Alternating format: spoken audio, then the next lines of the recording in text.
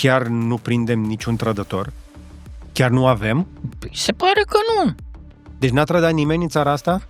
Sunt și eu în așteptarea acestei convorbiri Trump, să vedem dacă va readuce liniștea în tabăra Statelor Americane, pentru că altfel, gândiți-vă, presa rusă, toată lumea, tot globul, ce zice presa rusă? și să uită la... Ce zic rușii? Cum e perceput, ca să știu cum să... E parfumă și e mult mai mult decât și-ar fi putut imagina că pot să obțin. Intrăm într-o perioadă de izolaționism, cel mai probabil. Nu? America eu nu e cred că e interesată. izolaționism, eu cred că este un alt focus. Eu cred că sunt... Nu, asta e o iluzie. Asta vor unii comentatori, analiști să ne facă să credem. Știu că erau vremurile în care dacă nimereai cu rușii într-un hotel undeva în Atena sau în Paris, sau făceau o gălăgie în Berlin, pe stradă, urlau, țipa, din cauza de război au devenit ceva mai discret. Deci ședințe netă la școală, după care ați fost la tuns, după tuns v-ați spălat la păr? După tuns m-a spălat, m-a lustruit. Nu v-am văzut niciodată așa de aranjat. După aia dusesem cămașa în geantă, mi-a întins-o, mi-a aranjat-o, frizerul, m-am îmbrăcat frumos, am lăsat tricou cu păr acolo, m-a duc să-l iau în mâine și m-a trimis încoace, am chemat taxiul. Și taxiul m-a chinuit 45 de minute pe un traseu pe care face 10-12 minute, dar ăsta e București. Încă. Se aerisește curând. Vin vacanțele. Dă ăștia drumul la taxe, pleacă românii în vacanță, se face liniște. Sau de Dumnezeu să întâmplă lucrul ăsta mai repede eu. Taxele? Costă taxiul mă ustură de la buzunar. O cursă de 10-22 de lei, acum m-a costat 60 de lei. Păi de 3 ore, vrea. Trebuie să punem mână de la mână aici, să facem mai multe mâini, să plătim cursele astea. O să ajung să spăl mașina taximetristului, să-mi acopăr cheltuielile. Mă așteptam să vă luați, nu știu, un post de consilier, ceva, să vă cheme pe la... Am văzut că sunt tot felul de discuții, de negocieri între partide. Ați văzut ce e la București, aici la noi. Deci îi dăm și luptăm. De că nu prea urmăresc România. Acum, dacă am povestit noastră, am televizor, dar nu dau niciodată pe români. Nu, pe mine mă interesează. Și știți că eu sunt cu știrile rusești de vreo 20 de ani, deci ne urmărim. Da, nu, eu urmăream pe Telegram Ria Novo, o de banat acum în România, nu se mai poate vedea de pe... Ei, nu știu noastră cum să. Cu VPN. Nu cu VPN, pe Telegram eu le citesc. Păi pe Telegram e banat în România acum. Nu, la mine nu e, probabil am regim special. Mie îmi blocau când eu plăteam televiziuni rusești ca să am acces, banca mi le îmi blocau contul ani de zile. Trebuia să mă duc lunea să deblochez, acum e ok. Acum e bine. S-au învățat cu mine, da. V-au lăsat în pace. Știu că fac plăți. Avem nevoie, trebuie să învățăm și cu asta. Dar până una alta, ne-am adunat aici împreună cu profesor Armand Goșu, pe care probabil îl recunoașteți, dacă nu, mai avem cel puțin o jumătate de duzină, cred că, de interviuri, în care am tot vorbit. Da, avem, cred că 4-5. Ne apropiem. Vorbim de pe la începutul invaziei din Ucraina, mai mult despre Rusia, ca niciodată, despre vecinul nostru de la răsărit, care zilele astea este într-o situație absolut penibilă, jenantă, dar și periculoasă în același timp, despre care trebuie să vorbim. Că eu tot aștept, mă gândeam că până ne vedem noi, că noi tragem vineri pe 6. Au trecut deja 5 zile de la infamul, șocantul atac al ucrainenilor și n-a venit încă riposta. Toată lumea se întreabă, mai vine? O să vorbim despre chestia asta. Și azi noapte, fix înainte să ne întâlnim noi aici, ce să vezi, a luat foc America. S-au certat în sfârșit, s-a spart lanțul de iubire între Elon Musk și Donald Trump și neasă tocmai ce vă întoarceți din America, așa că sunt convins că aveți o altă percepție asupra aliatului nostru nord-atlantic. Dar mai cred despre că acolo în America mă duc în geală să discut despre Rusia, să vorbesc despre Rusia. V-au chemat americanii? E o convenție la Universitatea Columbia. Mai acolo, la New York. Acolo am nimerit chiar în ziua în care a avut loc ceremonia de absolvire, cu discursul președintei, care a fost critic la adresa președintelui Trump. Critic. Hai să spun critic la adresa președintelui Trump. A doua sau a treia zi, chiar în timpul conferinței, când eram acolo, de 4 zile, chiar în timpul conferinței, Trump a blocat studenții străini la Harvard, am fost și la Harvard peste 2 zile și erau destul de speriați, dar destul de neplăcută. Nu mi s-a întâmplat niciodată, știți că Universitatea Columbia are în campus o poliție a campusului și erau foarte ok, adică se uitau la tine de departe, simțeau că e profesor, te vedeau cu ochelari, dioptrii mari, nu, e om serios. Bun, de asta dată, ca să intri în campus, îți eliberează în QR cod în fiecare zi. Și era destul de neplăcut, pentru că organizatorii conferinței întârziau să ne trimită QR codurile din ziua respectivă, se făcea ora 10, trebuia să intri, începea panelul la care era, așa că s-au anulat niște paneluri, colegi de-ai mei care veneau la panelul la care eram și noi au întârziat, n-au fost lăsați pe intrarea principală. Erau 2 rânduri de poliție, era poliția statului New York și era poliția campusului. La poliția statului New York îi opreau pe cei cu pașapoarte străine, mai ales Africa, Asia, care mi s-au părut mult mai puțin de asta dată în campus decât am văzut cu alte ocazii. Iar la nivelul profesorilor e oarecare agitație, oarecare supărare și era și oarecare frustrare, pentru că ei sunt foarte anti-Trump. Elita intelectuală, mai ales Columbia, Ivy League, toți sunt democrați. Nu doar că sunt anti-Trump, dar sunt woke, cum se spune? Nu, aici, fiind de nișă, fiind mai specializată, această conferință n-apucau să fie woke. Sigur că sunt o grămadă de pentru că se vorbește despre infiltrarea universităților americane de tot felul de elite de genul ăsta care aici trebuie progresiste. Să mergi la facultățile respective. Aici la Harriman Institute de merg eu, Centrul de Studii Ruse, nici nu-ți dai seama. Aici sunt oameni care se pricep la subiectele respective. Okay. Nu se promovează subiecte, să zicem, mai woke în cadrul acesta. Aici ori știi, ori nu știi. Trebuie să știi limbă, trebuie să știi spațiu, trebuie să... Dar care a fost percepția noastră în legătură cu toată starea asta generală de acolo? Pentru că, pe de o parte, ce-mi ziceți dumneavoastră se leagă și cu ce fac europenii care încep să atragă studenții străini care nu se mai duc către Statele Unite. Ei, studenți, vin profesori. Și vin și profesori și... Am rămas șocat, m-am întrebat inclusiv pe inteligența artificială. Cum? Acum câțiva ani nu știau unde e România pe hartă. Acum m-au întrebat dacă sunt joburi în România cu predare în limba engleză să vină să-și continue carierele în Europa Centrală și de Est. Nu e rău. Bun, profesorilor, elita lor, Yale, Harvard, Princeton, s-au mișcat repede, au mers în Canada, au mers în Australia. Restul au încercat în Europa, au depus, dar în Europa e un șomaj intelectual. Proletariatul intelectual e destul de dezvoltat, șomajul foarte ridicat în cadrul proletariatului intelectual și nu prea găsești poziții din astea. Și erau interesați cum e plata cu ora, cât se plătește, dacă poți să supraviețuiești. România nu e interesantă pentru ei, nici financiar, nici profesional, să spunem, oportunități de carieră. Suntem aici pe frontieră, suntem pe marginea Imperiului, se întâmplă chestii lângă noi. În România, dacă ai venit la plata cu ora, să ții niște cursuri, ești plătit foarte prost. Am înțeles. Adică noi facem plata cu ora, dar facem pentru că suntem obligați ca universitatea să nu angajeze cadre didactice cu normă întreagă ca să acoperi tot orarul, atunci ție îți dă câte ore ai normă. Păi, atât. Dar ar fi... Faci la plata cu ora. Plata cu ora e plătit mizerabil. Ar fi o afacere să facem o universitate internațională în România, să aducem profesori de genul ăsta? Adică se plătește așa ceva? Ar fi business? Aici trebuie ori la nivelul business-ului românesc, ori la nivelul statului român, dacă are stat săracul geme pârie din toate încheieturile, înțeleg că n-are bani, vor să desfințeze și ce mai rezista pe zona asta culturală de cercetare.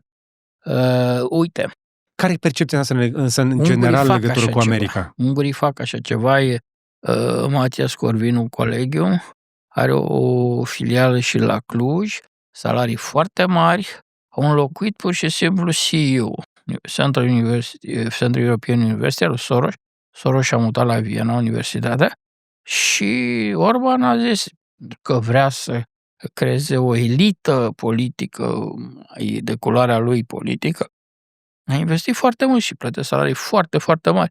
A dus din America, din Marea Britanie, cursuri în limbi străine. M-am întâlnit cu studenți de la Matias Corvinu. Să vedem dacă schimbă cumva și starea țării. Pentru că Texas a înființat o universitate de dreapta, oligarhi apropiați de Trump, salarii foarte bune și care vor să înlocuiască Ivy League, spunând că Bun, copiii noștri nu vrem să fie educați în filozofie woke și gender studies. Uite, noi facem aici o universitate sudistă.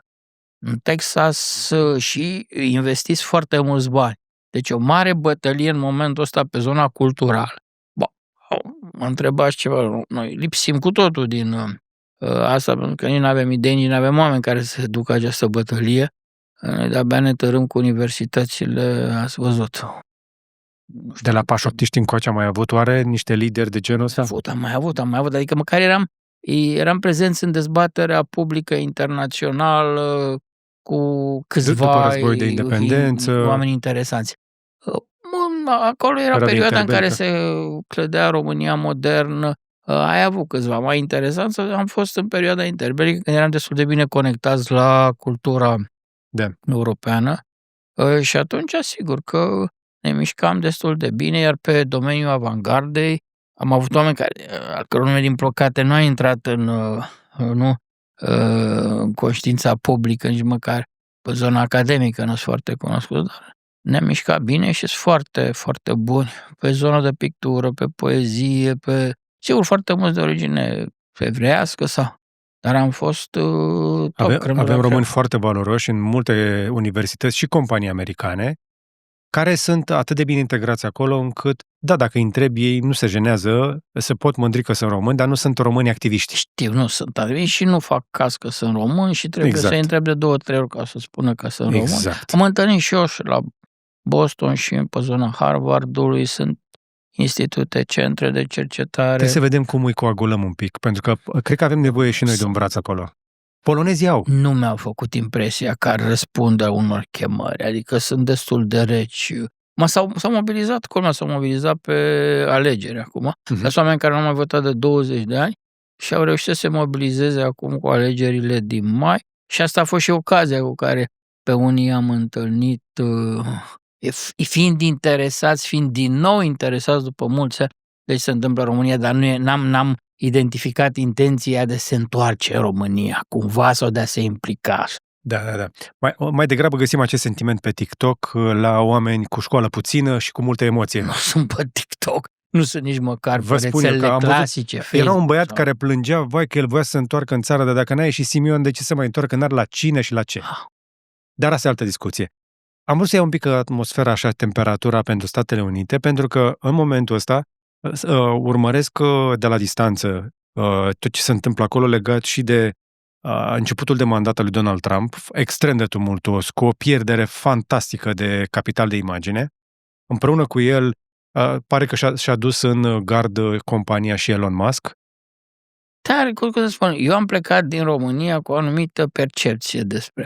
Acolo, când am ajuns, stând 7-8 zile în Manhattan, de unde practic își trage și puterea economică și milioanele Trump, așa. Oamenii se simt oarecum solidari cu Trump, că e de-a lor, e dintre ei. N-am observat nimic. Zona real estate, n-am observat. Adică știți că New York-ul este destul de democrat. În același timp, nu am simțit că sunt anti-trumpiști, că sunt implicați emoțional. Adică ei vorbeau mult mai puțin despre Trump decât vorbim noi. Era destul de dificil la masă acolo, prin zona Wall Street-ului, să aduci vorba despre noi avem treburile noastre. Bun, atunci care-s discuțiile? Păi uite, discută și mi-a arătat un ziar. Uite aici, vezi? S-a făcut, nu știu, blocul ăsta de iar. Mi-a explicat acolo cu păcălesc primăria New Yorkului, cu etaje, fac etaje false. Și problema e că nu se mai închid geamurile la... Bun, și... Păi dar asta e o problemă pentru noi cu aceste blocuri, nu se mai închid geamurile, că un apartament de acolo e 4 milioane. Și zice, bun, și cine cumpără apartamente de 4 milioane într-un bloc din ăsta, care are și, cum să spun, suprafață destul de mică, e foarte îngust, așa, și foarte înalt. Deci, în Manhattan, la 3 clădiri e o macara. Se lucrează, se renovează, se construiesc și se construiesc, că n-ai unde în Manhattan decât în sus să construiești și din cauza vânturilor așa, au reușit din punct de vedere al rezistenței să găsească soluții Dar e o problemă cu geamurile, că nu poți să le faci de plastilină ca să se întindă și ele la vânt. Și atunci deci asta îi preocupă pe cei din imobiliară, da. Și cât costă. Dar și au o de lege unde interesantă acolo în New York, că sunt obligați să aibă ferestre la toate încăperile. Aia e fain. Aia îmi place. Bun. Good vibes atunci, să zic așa. Dar sunt tare curios că... Da. Adică se întâmplă, îi trăiesc cu intensitate, business-urile merg, iluzia că s-a prăbușit economic New York-ul, că gata, vin chinezii peste ei. Am văzut, by the way, mult mai puțin chinezi anul ăsta decât în alți ani. Okay. În schimb, am văzut ruși, nu chiar ca pe vremuri, dar destul de mulți, mai ales ruși. În aeroporturi, în Kennedy.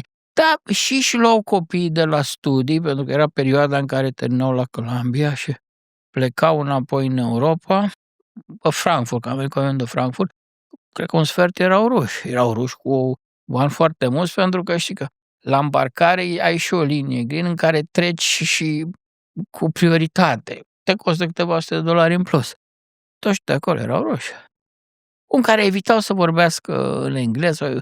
De data asta am văzut mai cuminței, mai discreți ca de e surprinzător ce îmi spuneți, că de obicei știu că ocolesc Europa și zboară prin Istanbul sau prin Doha sau prin Dubai.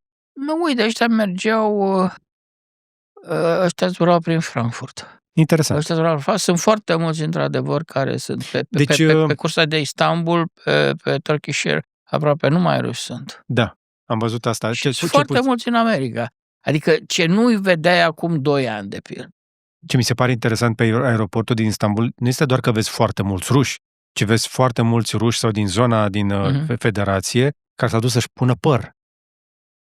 Asta da. Proces, să înțeleg că asta sunt hoarde, sunt căpățâni întregi, cu fire băgate și cu bentiță. Deci este turismul și unde am mai văzut folicular. La Doha, pe aeroport, de pildă, la Doha...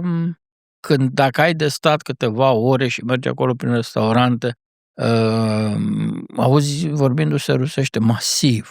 Okay. Că în Moscova, Doha, adică sigur și-au găsit de bușe, oamenii au foarte mulți bani, au genți de bani, călătoresc în general. Noi vedem pe aia bocați că în Rusia profundă... Bun, vorbim de o țară cu 150 de milioane de oameni, sau 140 de milioane de oameni. Din ăștia 140 de milioane, tu ai 1000-2000 care au bani și care se mișcă. Ăștia 1000-2000 se agită pentru toată lumea. Poate nu 2000, poate sunt 20.000. Poate sunt 20.000, dar oricum foarte puțin. Foarte puțin, da. Și foarte zgomotoși. Așadar... Nu mai sunt atât de zgomotoși, au devenit mult mai discreți. Știu că erau vremurile în care dacă nimereai cu rușii într-un hotel undeva în Atena sau în Paris, sau făceau o gălăgie în Berlin, pe stradă, urlau, țipau. Din cauza de război au devenit ceva mai discreți. În același timp ei atrag atenție. Uite, acum 2 zile, scandalul cu una din fiicele din flori ale lui Putin, pe care au descoperit-o la Paris într-o galerie de artă. Și mare scandal și presa rusă, și presa rusă de exil, dar și presa occidentală relatează poze cu ea. Da. Au mai găsit tot felul de neveste de oligarhi care au băgat divorțuri ca să poată să se stabilească prin Franța, tot felul de stațiuni. Și spălat de bani, că sunt averi foarte mari, care trebuie și le împărțit. Și nu o să ai nicio administrație, nici la Paris, nici la Nice, nici la Monaco, care când vede purcoiul de miliarde să zică nu, noi suntem cu principiile, plecați de aici cu miliarde.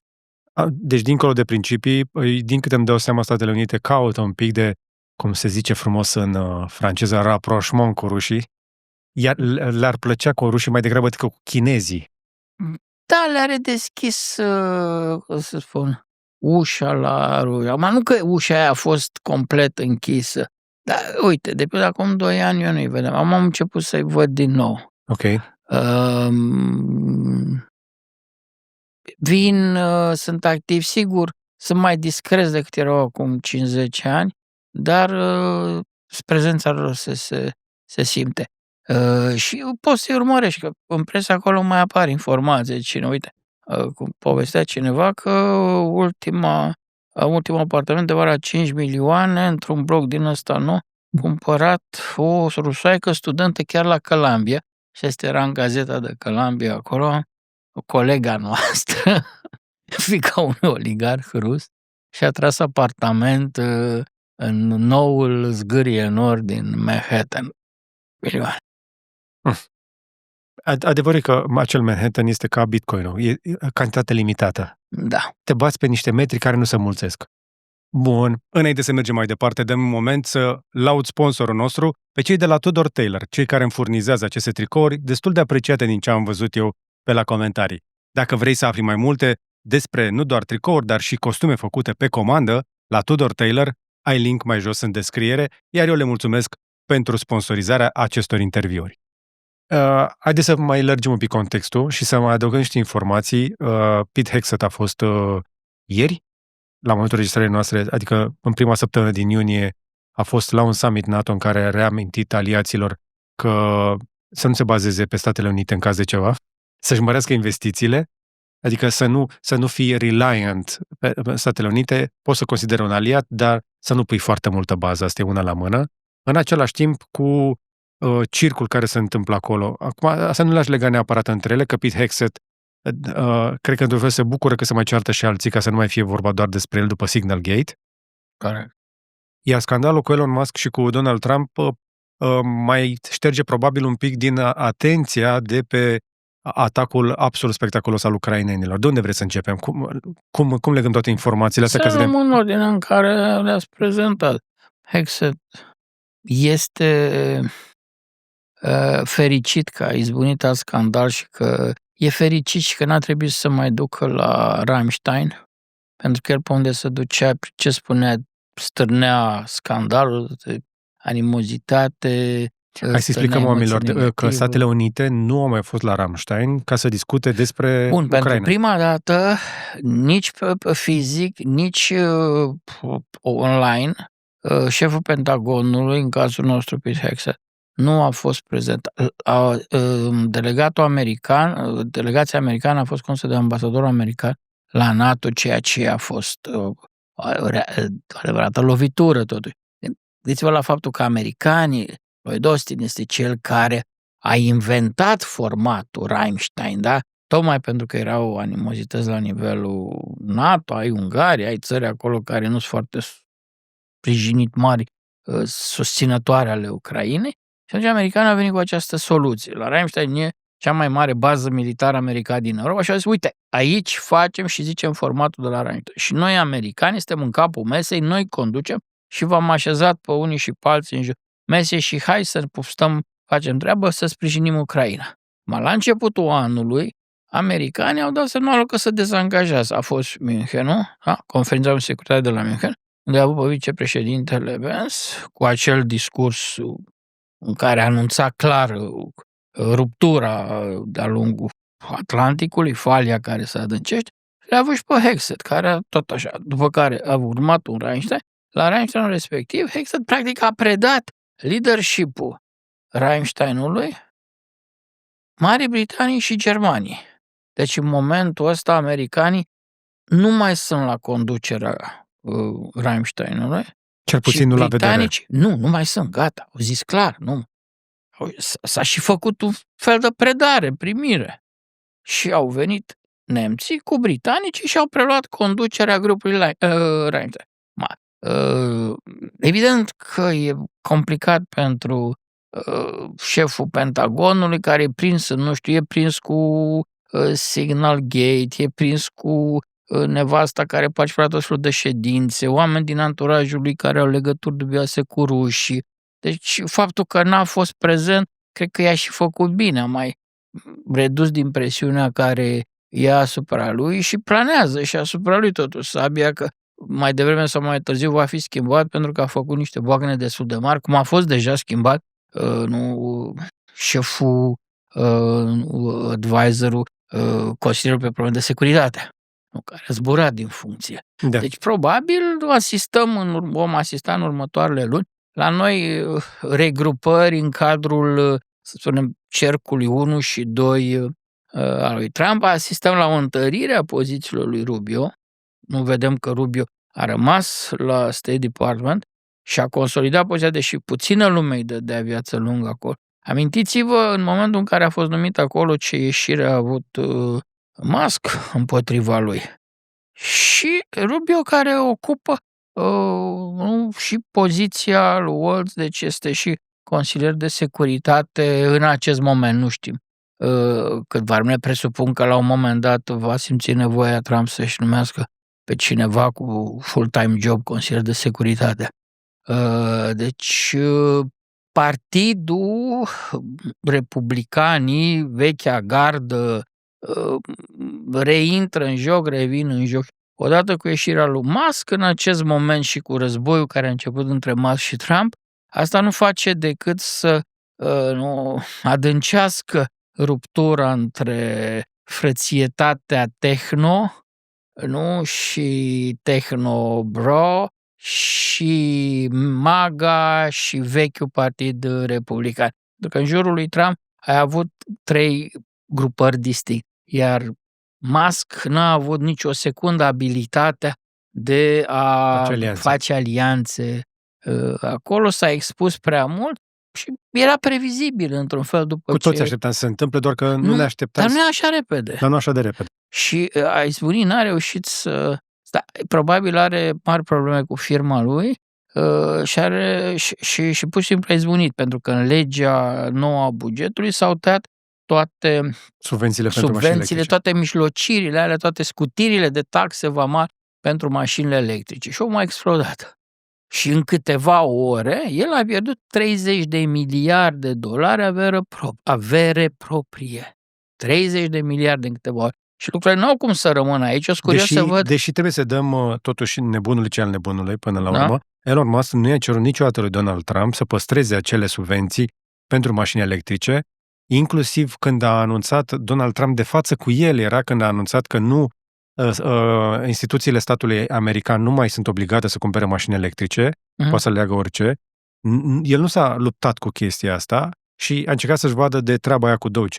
Disputa la nivel oficial dintre cei doi nu a plecat de la mașini electrice, a plecat de la acel Big Beautiful Bill, acel act care a trecut prin Congres și s-a... Proiectul legii bugetului. Să-i zicem așa, îndatorării suplimentare a bugetului până la urmă, care a trecut la o diferență de un vot din, din lașitatea republicanilor până la urmă, care nu și-au asumat austeritatea, de fapt nici măcar, nu austeritatea, nu și-au asumat tăierea unor cheltuieli la nivelurile de dinainte de pandemie măcar, dar aminte să intre pe austeritate. Deci continuă să se îndatoreze pe modelul nostru, doar că noi o facem cu o viteză mult mai mare, dar la o scară mai mică. Da, mai că în momentul sistemul financiar mondial permite Statelor Unite în modele din astea de îndatorare, practic, care ar fi cu totul imposibile. De ce? Pentru că toată lumea se raportează la dolar. În fine, ăsta e sistemul mondial care s-a construit, financiar mondial, care s-a construit după al doilea război mondial. Dacă și Europa ar vrea să conteze, la Frankfurt, ar zice, uite, din momentul ăsta euro are alt statut. Dar Europa preferă să stea încolonată în spatele dolarului american și să lase Federal Reserve să facă jocurile mari în domeniul ăsta. Dar impresia generală și în presă și aici este aceea că Trump, ieșirea lui Musk împotriva lui Trump are motivația asta. Pierderea privilegiilor fiscale, taxelor speciale pentru mașini. Și apoi mai e ceva totuși. Acum, eu sunt foarte curios dacă în următoarele ore sau zile se va ajunge totuși la o discuție telefonică. Trump trebuie să discute telefonic, el discută cu toată lumea telefonic. Și a mai apărut în politică acum câteva ore că va fi o discuție Trump-Musk să calmeze lucrurile pentru că au mers mult prea departe, acuzațiile sunt mult prea grave, că apare în dosarul lui Epstein, acolo care s-a sinucis sau a fost ucis misterios după aceea Epstein, cine e Epstein, iar sunt niște povești absolut... Ca și operațiune Mossad. Ca și operațiune Mossad, că cert este că acolo ai avut o rețea de pedofili, trafic de adolescente, abuzați sexual, de elită politică americană, elită de business american. În anii 70-80 au participat mulți oameni cu foarte mulți bani în aceste rețele și că nu, practic este o bombă nucleară așezată la temelia elitei politice americane, nu Epstein, care a murit la timp în închisoare, repet, și în legătură cu moartea lui. A fost sinucis în închisoare. Ar fi fost sinucis în închisoare. Bun, asta e o amenințare foarte gravă. N-a aprobat-o, atenție, ce a pus în circulație. A dat share la niște poze. Unor imagini și niște poze din anii 70 în care apare Trump și... Bun, asta nu e nimic. Erau cunoscute. Astea erau cunoscute, nu-l incriminează niciun fel pe... Acum, dacă cere, că ce a zis Musk? A spus, tu ai desecretizat dosarul asasinării lui Kennedy. Tu ai desecretizat dosarul asasinării lui Martin Luther King. Desecretizează și dosarul anchetei lui Epstein ca să vezi că o să apară numele tău și mai mulți republicani au cerut, ok, desecretizat aia, desecretizează și dosarul Epstein, tocmai pentru că planează aceste suspiciuni asupra lui, asupra lui Trump personal și asupra altor persoane. Nu are cum să termine bine. Nu se termină bine și nu se va termina bine nici pentru Musk, pentru că deja ziariștii ruși, comentatorii ruși, refugiații în Occident au început să facă o comparație între Musk și Prigojin. Evident, e mult exagerată, dar deja am văzut și americani se întreabă când va fi arestat Musk. Bun, greu să-l arestezi pe Musk, care e cel mai bogat om din lume, cu, 300 de miliarde, chiar dacă ai pierdut 30 de miliarde, tot mai sunt câteva sute de miliarde acolo. Dar costurile politice vor fi destul de mari. Gândește la faptul că, de pildă, în 12 ore, sau când avem noi discuția asta, sau poate 20 de ore, Musk a întrebat pe rețeaua pe care o are, a lui personală, X, ce părere aveți, să-mi fac partid politic? Și au venit libertarieni și au zis, nu, că există unul, vină să le pe ăsta. Bun, da. Take us. Totuși sunt foarte mulți, sunt sute de milioane de oameni care și din China. Riciul lui la o postare doar în Statele Unite de ordinul milioanelor bune. Este enorm. E mai mult decât are CNN-ul și Fox News-ul la un loc. La un loc, da. Este enorm. Este cel mai urmărit om de pe planetă, mai urmărit decât Kardashian. Deci, bun, ei spunea și ceva, ți-am dat 350 de milioane în campanie electorală și eu te-am făcut președinte. Bă, mai puțin probabil. L-a făcut președinte. El așa zice, dom'le, și nu doar că te-am făcut pe tine președinte, pe tine Trump, dar eu ți-am asigurat ție victoria și în cameră, și la Senat, și tu ai majoritatea și poziția pe care o ai datorită mie. Eu am lucrat pentru tine. Și mai sunt bani băgați în niște candidaturi acum pentru midterms, care se pregătesc iarăși. Are niște candidați pe care el îi finanțează în multe zone. Faptul că a încercat să extindă modelul ăsta pe care l-a utilizat cu Partidul Republican și cu Trump în Statele Unite și pe aici pe la noi, că am văzut influența, mâna lungă a lui Musk, a ajuns până în România cu tot felul de maga podcasteri, influenceri de pe X, care au tot făcut drumuri la București să salveze democrația. Nu știu că i-ați văzut. Ați avut altă treabă. Dar eu am văzut oameni... Nu, am auzit că au fost câteva zeci de persoane aici. Au fost câteva zeci... care au circulat așa foarte discret cu avioane private, au venit în România. Așa. Unul de aici a plecat mai departe în Belarus, altul a plecat mai departe în Turcia, adică s-au învârtit în zona asta. Deci Elon Musk are tentația oricărui om bogat să-și extinde aura de influență și de putere și prin asocierea sa cu Partidul Republican. Păi, în același timp e și o problemă de securitate pentru America, pentru că lucrurile nu păreau să iau o turnură dramatică până în momentul în care el a amenințat că scoate SpaceX din contractele cu statul, cu Dracon. Nu. Înainte de asta a zis Donald Trump că îi anulează toate contractele. Că îi anulează toate contractele cu statul. Și în momentul ăla... Zis, ok, am dat comandă la SpaceX să dezafecteze capsula cu care, ce să vezi, se duc și se aduc astronauți de pe Stația Spațială Internațională, că dacă nu o face Musk, trebuie să o facă... N-are cine să o facă. Ba da. China. Nu cred că China are propria Stație Spațială Internațională, nu au acces pe ISS și au mai rămas doar rușii. Doar rușii mai sunt. Exact. Și atunci cu cine rulezi programul ăsta? Exact. Pentru că NASA are un singur program, are un singur contract important cu SpaceX. Care e firmă privată, atenție. Și cu Roscosmos. Și cu Roscosmos. Da. Care au avut lansare comună private. Cu rușii. Deci am avut lansare cu astronaut rus recentă. Dar alternativa la ăștia doi nu prea mai ei. Deci ori cu Bun, SpaceX, faptul că ori cu Roscosmos. SpaceX cu... bun, e îngrijorător, dar există aici un pericol și mai mare ca Musk, care lucrează foarte bine în China și are și Tesla în China, e băgat și în chestii spațiale pe Sputnik, cum se spune, sateliți. Mi-a plăcut că ați gândit în rusă. Mai vin cuvinte în rusă, dacă ascult dacă tot toată timpul. Ziua să ascult acolo, da. Așa. Deci aici e o problemă mare de securitate pentru americani. Și n-au să-i facă, e firmă privată, atenție. Merge și încheie contract. Da. Și tu ce să-i faci? Și mai amintești ceva. Faptul că el are multe afaceri în China și e apropiat acolo, eu leg și de momentul în care a fost propus Marco Rubio la State Department, la șefia diplomației americane, Marco Rubio care are interdicție să intre în China și care are un istoric al declarațiilor împotriva chinezilor, împotriva Partidului Comunist Chinez, nu știu ce, foarte bine conturat, și care în momentul ăla a stănit furia teribilă a lui Musk. Mintiți-vă la începutul anului acesta, da. ce și Republica a avut. Deci e o problemă foarte serioasă și sunt și eu în așteptarea acestei convorbiri Trump, să vedem dacă va readuce liniștea în tabăra Statelor Americane, pentru că altfel, gândiți-vă, presa rusă, toată lumea, tot globul, ce zice presa rusă? Stă și să uită la... Ce zic rușii? Cum e perceput, ca să știu cum să... E parfumă și e mult mai mult decât și-ar fi putut imagina că pot să obțin.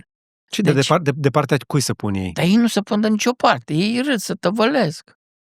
Deci, au în sfârșit un motiv să distragă atenția. Ei nici măcar nu, cum să spun, nu avansează, ei nu fac decât să rea ceea ce presa internațională scrie, memele care circulă pe caricaturile și să tăvălesc. O zi în care nu trebuie să transforme realitatea, pot doar să o relateze.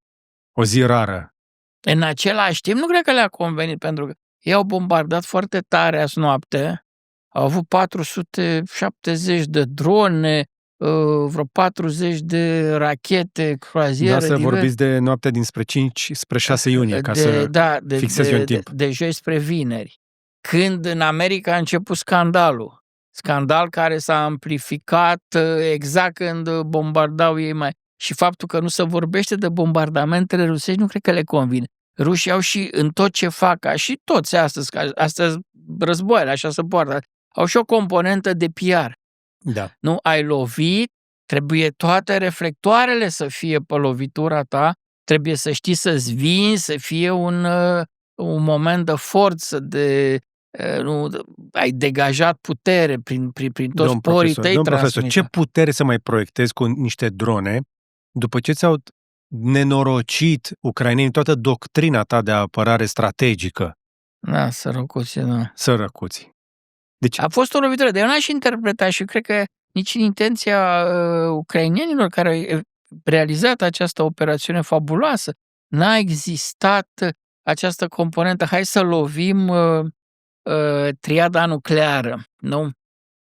O componentă a triadei nucleare, bombardierele atomice. Bombardierele astea erau utilizate pentru a bombarda noapte de noapte Ucraina. Aveau Kinjal pe una din ele. Păi puteau să bombardeze cu toate trei, dar ei au distrus cel mai multe, sunt sigur 7 distruse total, de nu se mai... Adică pe fotografii ce se pot exact identifica, parțial sunt distruse vreo 40 într-adevăr, dar distruse total, sunt 7 Stați un pic, 95. m-am mai documentat asta nu un pic. se mai fabrică. Nu doar că nu se mai fabrică, dar e o chestie care ne mai scapă. Faptul că nu se mai fabrică, sunt șanse mici să se mai facă și piese pentru cele care zboară în momentul ăsta. Nu se mai fac Erau doar 56 în total. Și din alea 56, așa, doar o parte zboară. Pentru că restul sunt la măgari de pe care făceau dezmembrări. Și ai scos piese de pe el. Știu, când încep să scoți piese de pe el, deci o lovitură foarte mare. Acum trebuie spus că în zonele respective, pe acele aerodromuri, nu existau încărcături nucleare, să fii serioși. Nucleare nu, dar erau balistice. Și erau pline Păi da, Nu, rachete balistice e altceva. Nu, deci triada nucleară rusească, alea rachetele de croazieră, e altceva. Aveau rachete de croazieră, dar erau pregătite pentru un atac fix a doua zi. Da. Ele trebuiau să atace după Istanbul, după 2, noaptea de 2 pe 3. De asta au ajuns, de asta Zelenski a dat ordinul pe 1 să fie atac. Ei au spus, ok, ne vedem la Istanbul, ucrainienii iar o să respingă capitularea pe care noi rușii o solicităm și atunci o să-i arătăm noi lui Zelenski, o să trimitem iar avioanele, un bombardament mare. Și rachetele de croazier, cele mai importante, deci ai în primul rând Kinjalul. Bun, ei au zis Kinjalul că e incredibil, că lovește, că nici mama lui Patriot nu-l lovește. Aiurea. Ucrainenii au dat deja jos. Așa, le-au dat pe toate, le-au dat jos.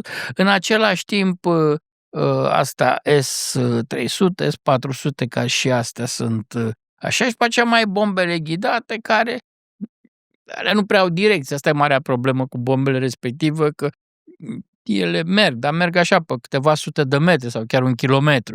Vrei să lovești o unitate militară și lovești un spital. Cam asta se întâmplă în cazul acelor bombe ghidate, dar care sunt foarte puternice pentru că sunt 1500 de kilogrami de explozibil. Acolo. Și s-a mai întâmplat o chestie noaptea trecută, tot așa pe 5/6, o rachetă Oreșnic s-a dezintegrat deasupra Kazahstanului, trebuie să ajungă în Ucraina și n-a mai reușit. Faimosul Oreșnic. Asta este cea mai rachetă a rușilor, a plecat când a ajuns deasupra Kazahstanului, popor prieten, racheta s-a făcut bucăți și uite așa a reintrat în atmosferă bucăți. Astea sunt niște rachete din noua generație, care acum sunt încercate pe câmpul de luptă. Deci acum să reluăm. Acolo, de fapt, deci hai să luăm triada nucleară rusească. Ai submarinele, ai rachetele balistice și ai bombardierele strategice. Bombardierele strategice au doar 580 de focoase nucleare din 2800. Deci au cele mai puțin numeroase. Baza armelor nucleare sunt totuși submarinele și rachetele balistice. Care nu sunt aceste transportate pe roți. Pot fi transportate și pe roți. Alea sunt în silozuri speciale, alea sunt. Deci, eu n-aș insista atât asupra acestei componente nucleare, pentru că am mutat discuția într-o zonă foarte periculoasă și toată lumea, mai ales amicii americani, asta am ascultat, gata, când dă Putin cu nucleară?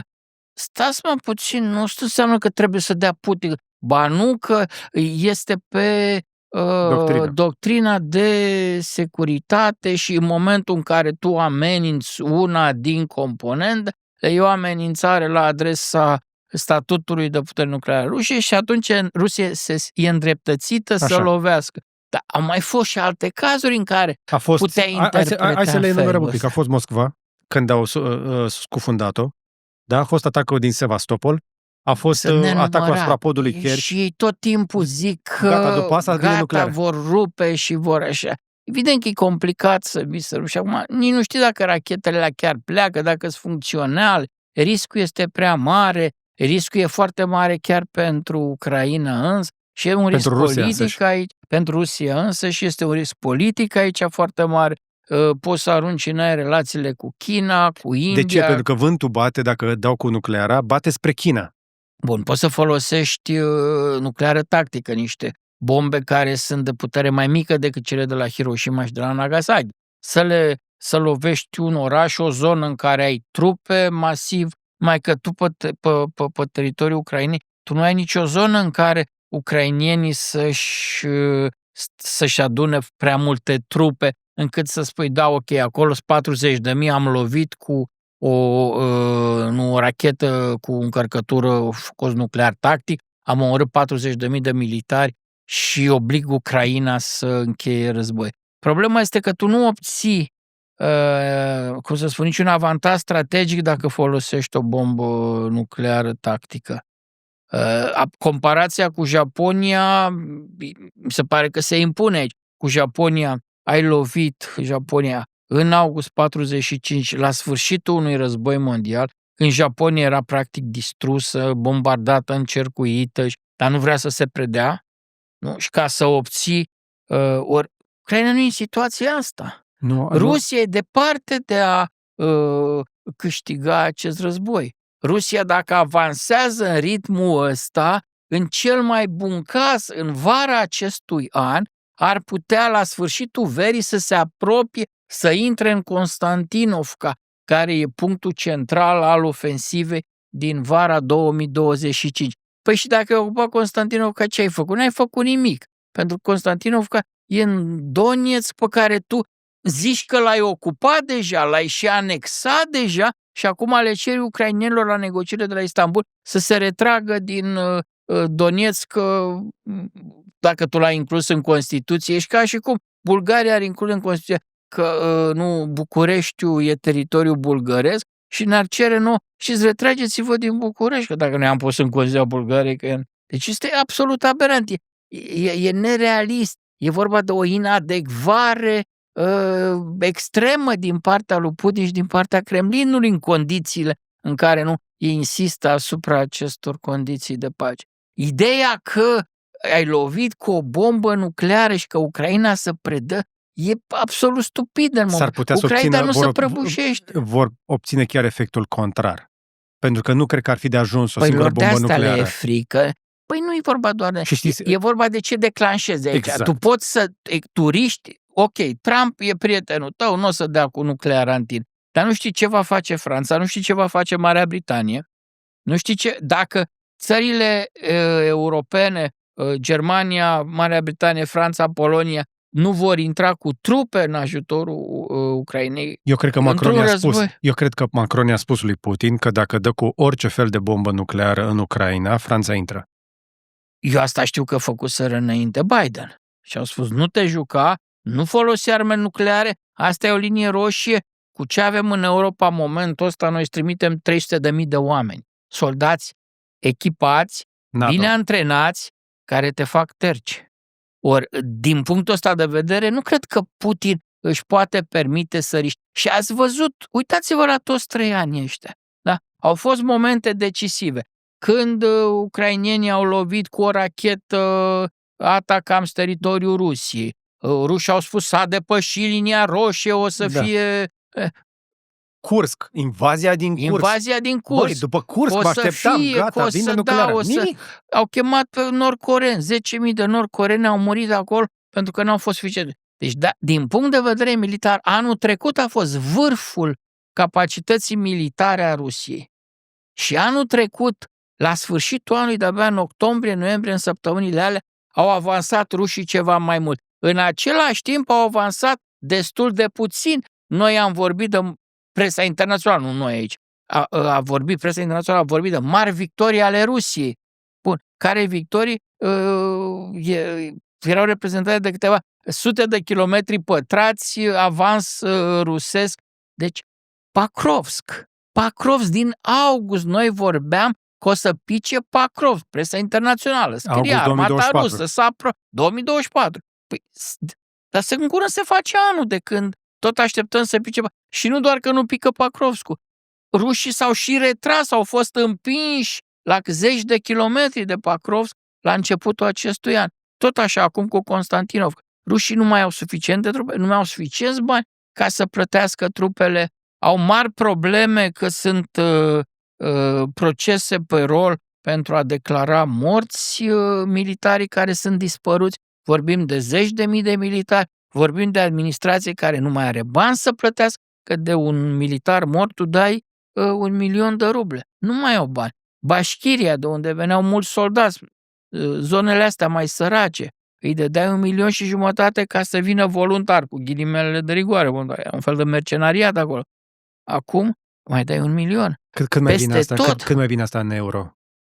Păi 100 de ruble dolarul, cât înseamnă? 100 de, vreo 10.000 de...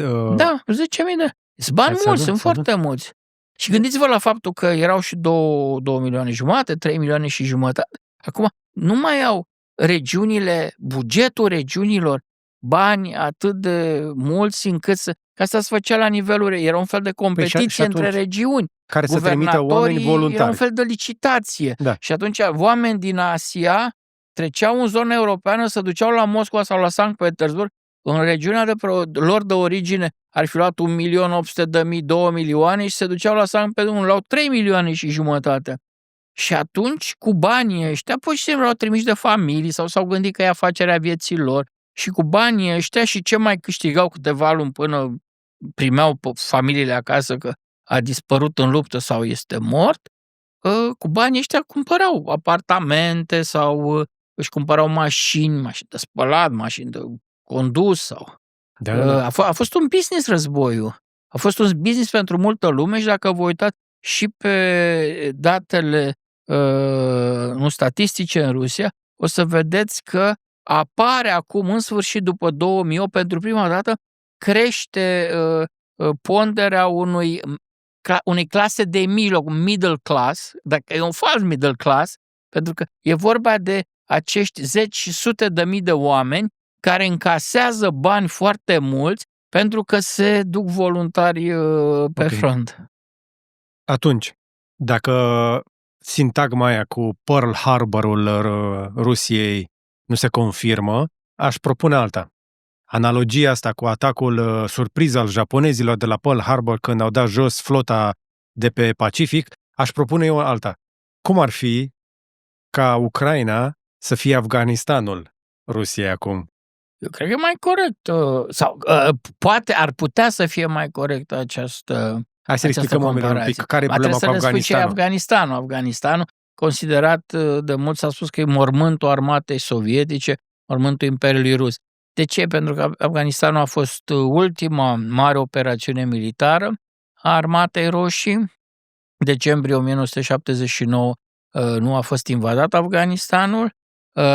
În câteva luni a devenit evident faptul că soldații sovietici sunt atacați, sunt supuși împotriva lor, populația locală a declanșat un război de gherilă și pierderile au fost mari.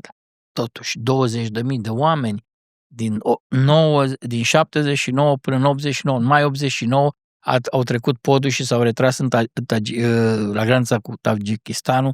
Ultimele trupe și au rămas acolo doar consilieri. Bine, a început câteva mii de consilieri, până 93 mai erau 500 de consilieri care au plecat când au venit la Tere Mujahedini. Și am mai încercat după aceea, am mai încercat încă o dată, dacă nu greșesc, în anii 90. Ei s-au retras rușii în anii 90. Atunci s-au retras. Și au mai încercat americanii, autoră. Americanii au încercat în 2001, dar e foarte greu pentru că încercaseră și britanicii la mijlocul secolului al XIX. Cine de ce? Nu știe pentru Afganistanul... opiu. Problema cu opiu, cu E problema cu opiu și o problemă cu populația acolo. Ai o populație foarte războinică, extrem de războinică, care este ajutată este hardened, nu? Că e cuvântul ăla, că sunt extrem de rezistenți, sunt extrem de rezistenți, da, și ai o geografie care îi ajută foarte tare. Ai un relief muntos care e ușor de apărat, ai o componență etnică destul de complicată acolo, o majoritate paștună, vreo 60%, care e comună cu Pakistanul, granițele acolo sunt permeabile, de asemenea ai treceri spre Iran. Iranul cu un an înainte de 79 a fost locul unei revoluții islamice, se speriaseră și sovietii, se speriaseră și americanii. Deci o poveste complicată. E o poveste complicată, dar a intrat și a rămas în manualele de istorie și de științe politice ca un loc în care cimitirul armarelor armate.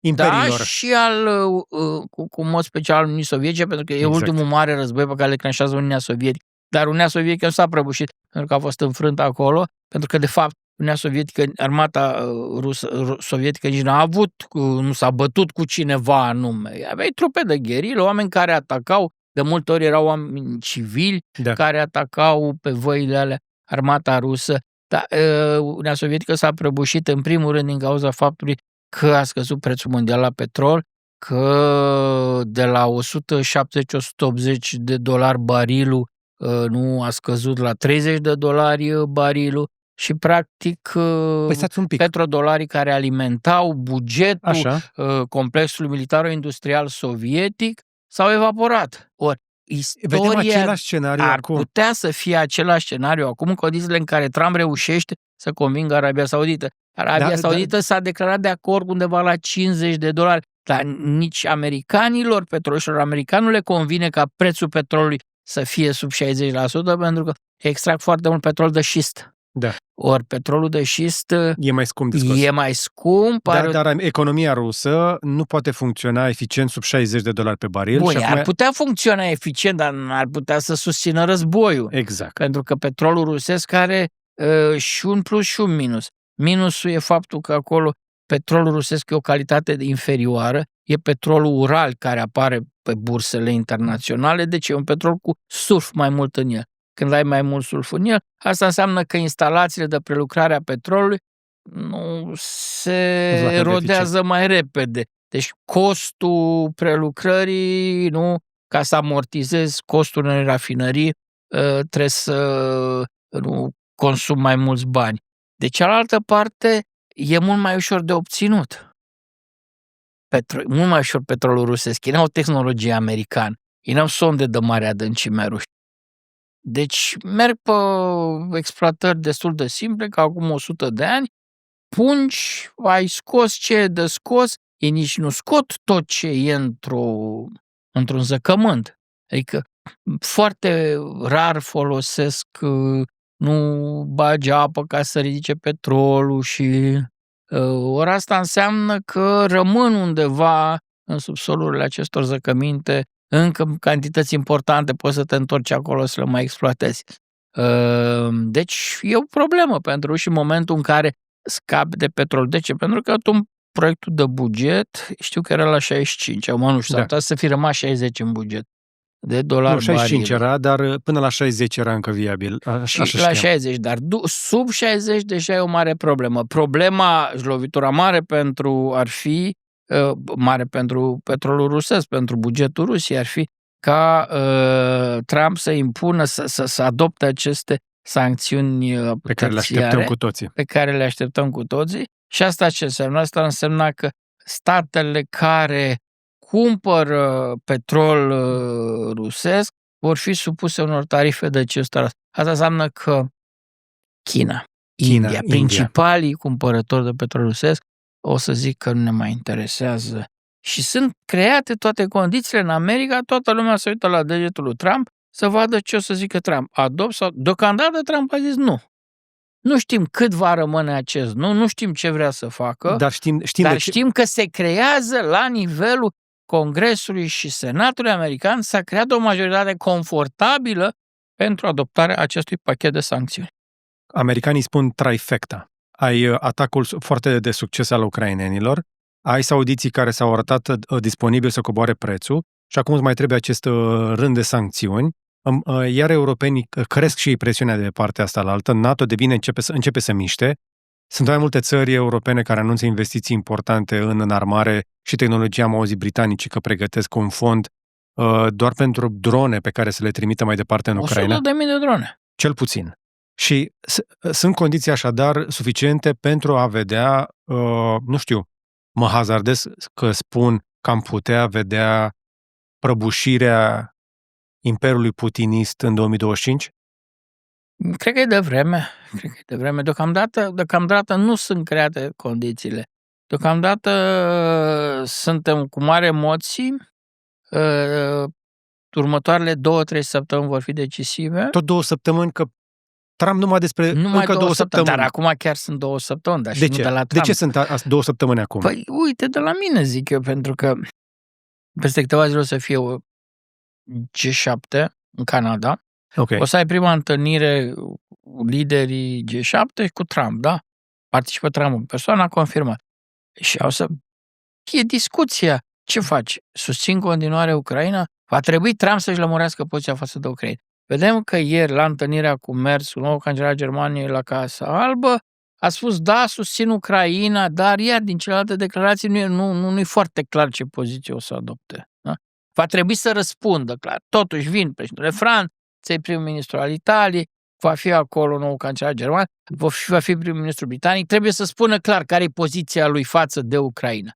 După care urmează Haga, summitul NATO, va trebui clar să lămurească America ce intenții are cu apărarea Europei. Se retrage din Europa și retrage trupele din Europa. Încă are 70.000 de soldați, are niște baze militare mari, important, în Germania. Le retrage, va fi un calendar de retragere, își retrage cupola de securitate, nu deasupra Europei o retrage, vin francezii cu britanicii, cu armele lor atomice, ca să asigure securitatea Europei. Va fi un calendar în legătură cu asta și mai ales că aici va fi un stres mare. Asta e clar că a discutat în spatele ușilor închise, cum sunt convins că cu Merz a discutat, cu noul cancelar german a discutat și chestiunea Ucrainei, sprijinului pentru Ucraina în spatele ușilor închise, nu la conferința de presă ce am văzut toată lumea, problema tarifelor. Această amenințare adresa Europei cu tarifele, că vom impune, că vă nenorocim, că sunteți niște bandiți care vreți doar să... Grifters. Poți să continui. Deci va trebui să ne lămurim. Temerea cea mare a europenilor este că Trump vrea să discute toate aceste 3 mari dosare, să le discute la un loc. Adică, dacă voi îmi faceți niște concesii pe tarife, eu vă mai sprijin cu la NATO. Nu? Și la NATO va conta foarte mult 5% ăla. Dar 5% ăla va trebui... Vă ți aminte când cerea 1,5? 2,5. Nu. Prima dată a cerut 1,5 în primul mandat. În Trump 1. După aceea a fost cu 2,5 și după aceea acum este cu 5. Problema americanilor... face așa cu 5. Problema americanilor e alta însă. Ca nu cumva Europa să dorească să-și consolideze propria industrie de apărare. Exact. Pentru că în momentul în care tu ai creat acea prăjitură mare de sute de miliarde de euro pentru înarmare. Eu spune trilioane deja. Așa. Nu știm, deocamdată au anunțat 600 de miliarde, vedem. O să crească. Dar americanilor le-au sticlit ochii în cap, le-au jucat ca la jocuri mecanice, lămâie. Eu aș lega chestia asta cu... Problema este că europenii nu mai vor să cumpere arme de la americani, vor să-și creeze propria industrie de apărare, pentru că ei nu mai au încredere în americani. Exact. Pentru că americanii s-au dovedit neparoliști în momentul în care nu au apărut tensiunile cu Ucraina. Atunci au zis, păi stați că nu vă dăm asta, apăsăm pe buton să nu puteți utiliza F-16, să nu le puteți ridica în aer și în momentul ăla și Portugalia și Germania, care are contracte, Germania are vreo 9 miliarde de contract pentru F-35, au zis, stai puțin, păi noi luăm niște avioane americane pe care nu le controlăm, noi le controlează cineva de la Washington pe un buton, cu un soft acolo mi le poate ține pe aeroport să nu-l decolăm?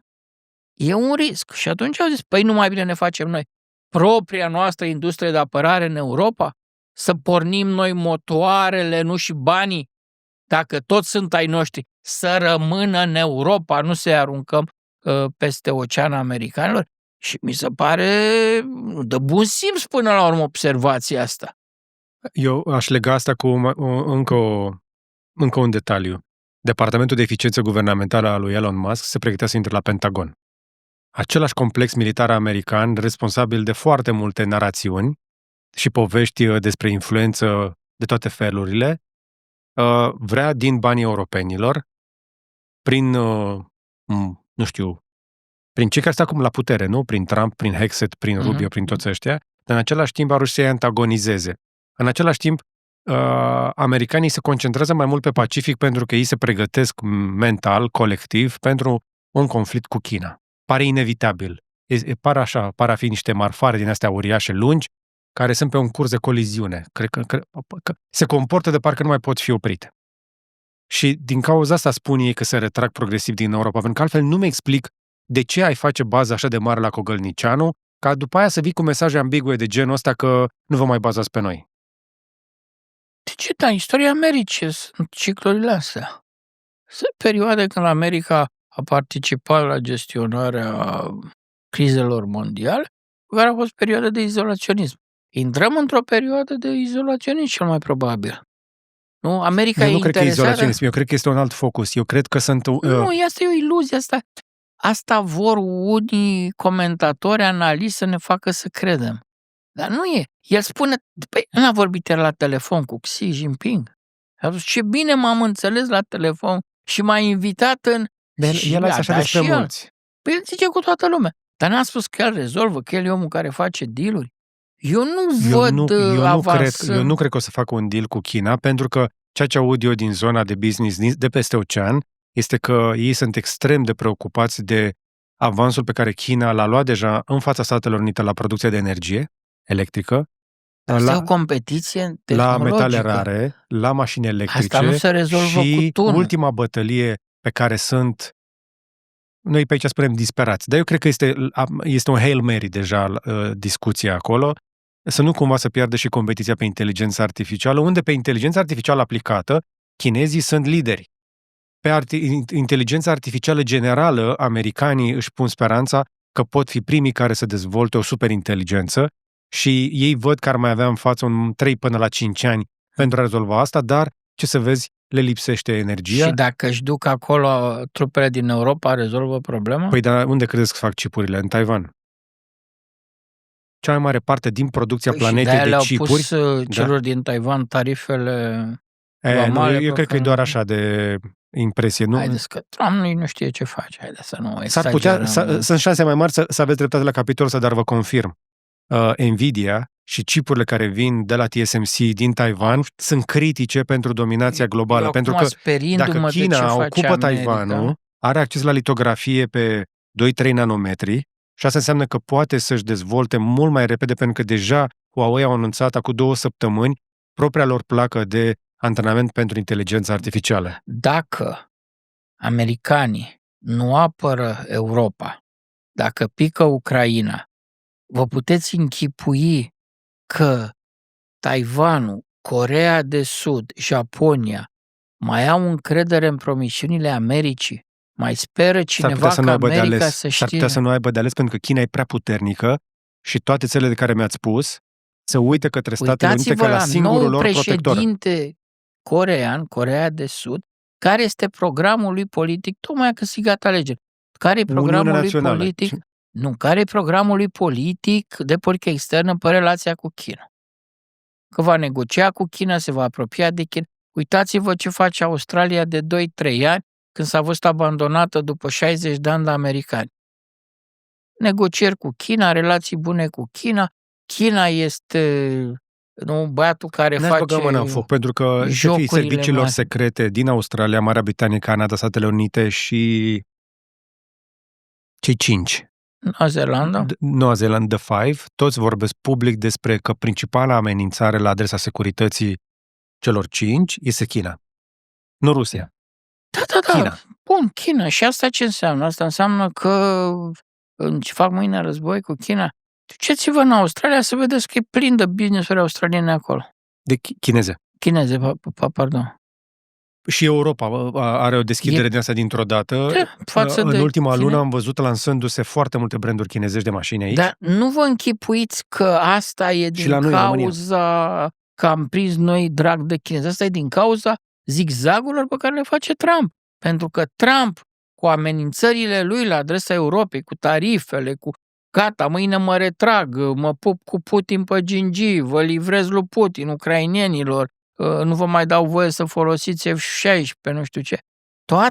Toate aceste mișcări, zigzaguri pe care le face Europa, să știți că sunt rezultatul politicii lui Trump. Știți cum denumesc cei care sunt fanii lui Trump acest gen de negociere, de diplomație? Șah 4D. Și când mai face câte o prostie, îi mai pun un. Acum e 5D. Azi noapte era 7D. Am înțeles. Să încercăm să fim ca niște oameni raționali, să fim serioși. Nu, deci, cel mai probabil, America intră într-o perioadă, reintră în ciclurile de izolaționism americane, se va concentra pe ea. Problema noastră nu e America, problema noastră este cum face Europa, cum face față acestei agresiuni rusești.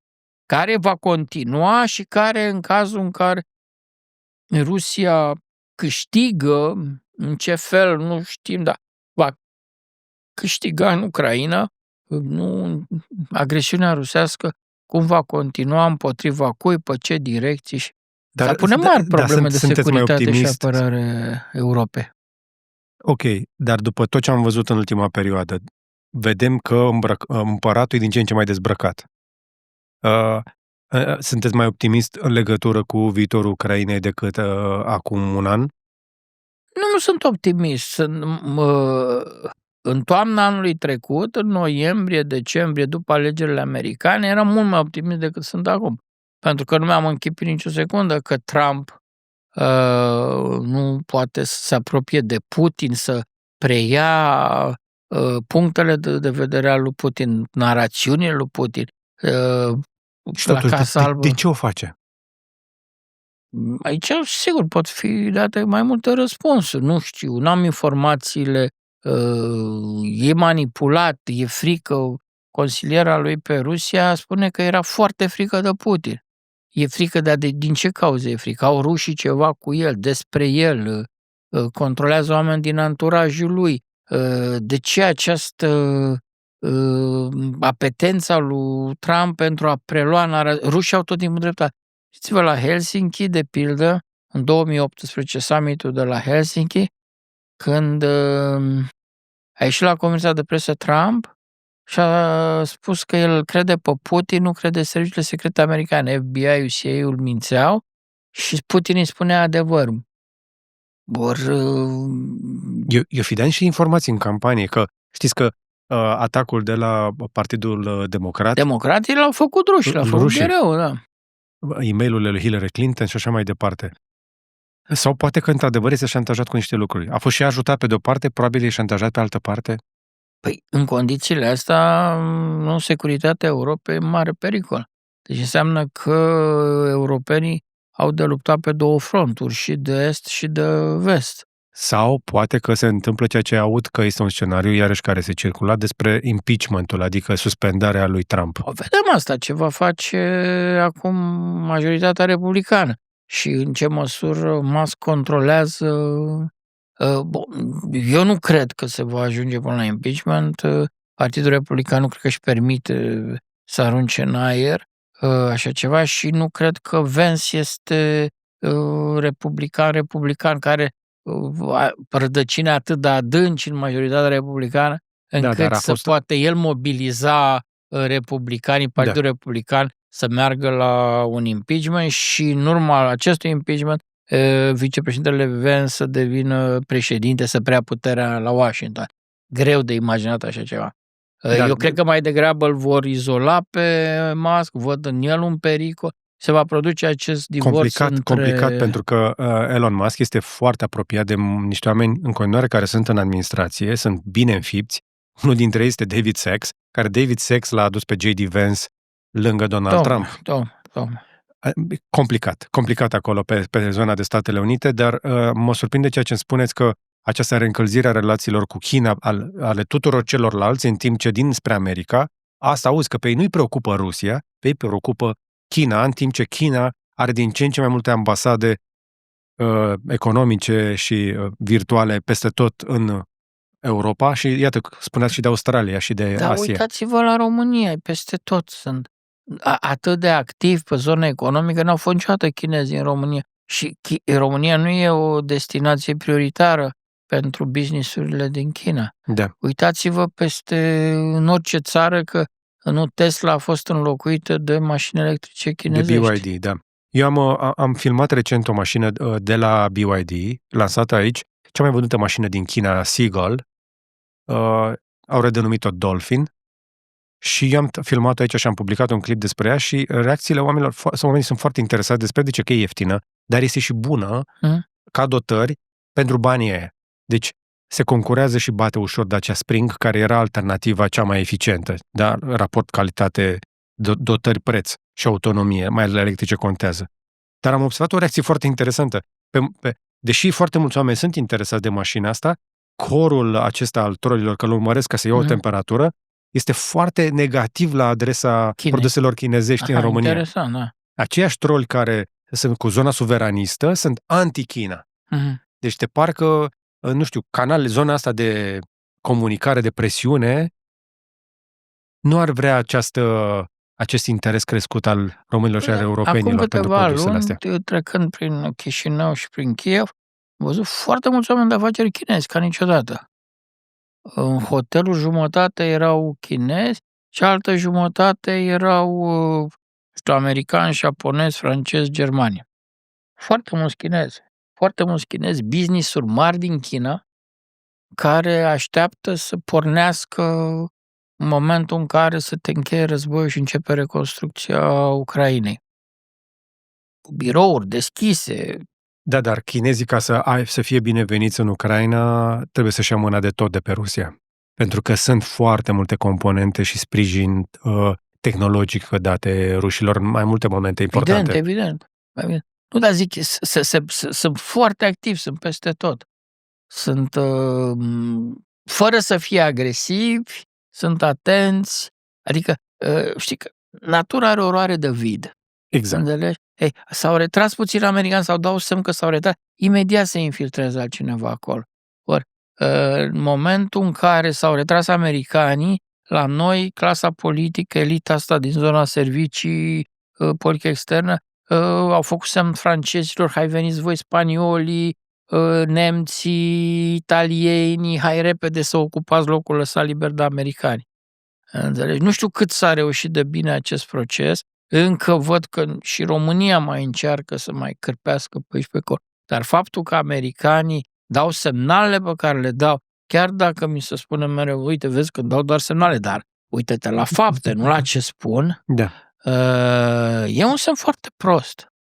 E un semn foarte prost pentru că au fost niște investiții, tu pe zona asta de securitate, de apărare, tu nu poți să faci planificare pe 6 luni, un an sau pe ciclurile politice americane.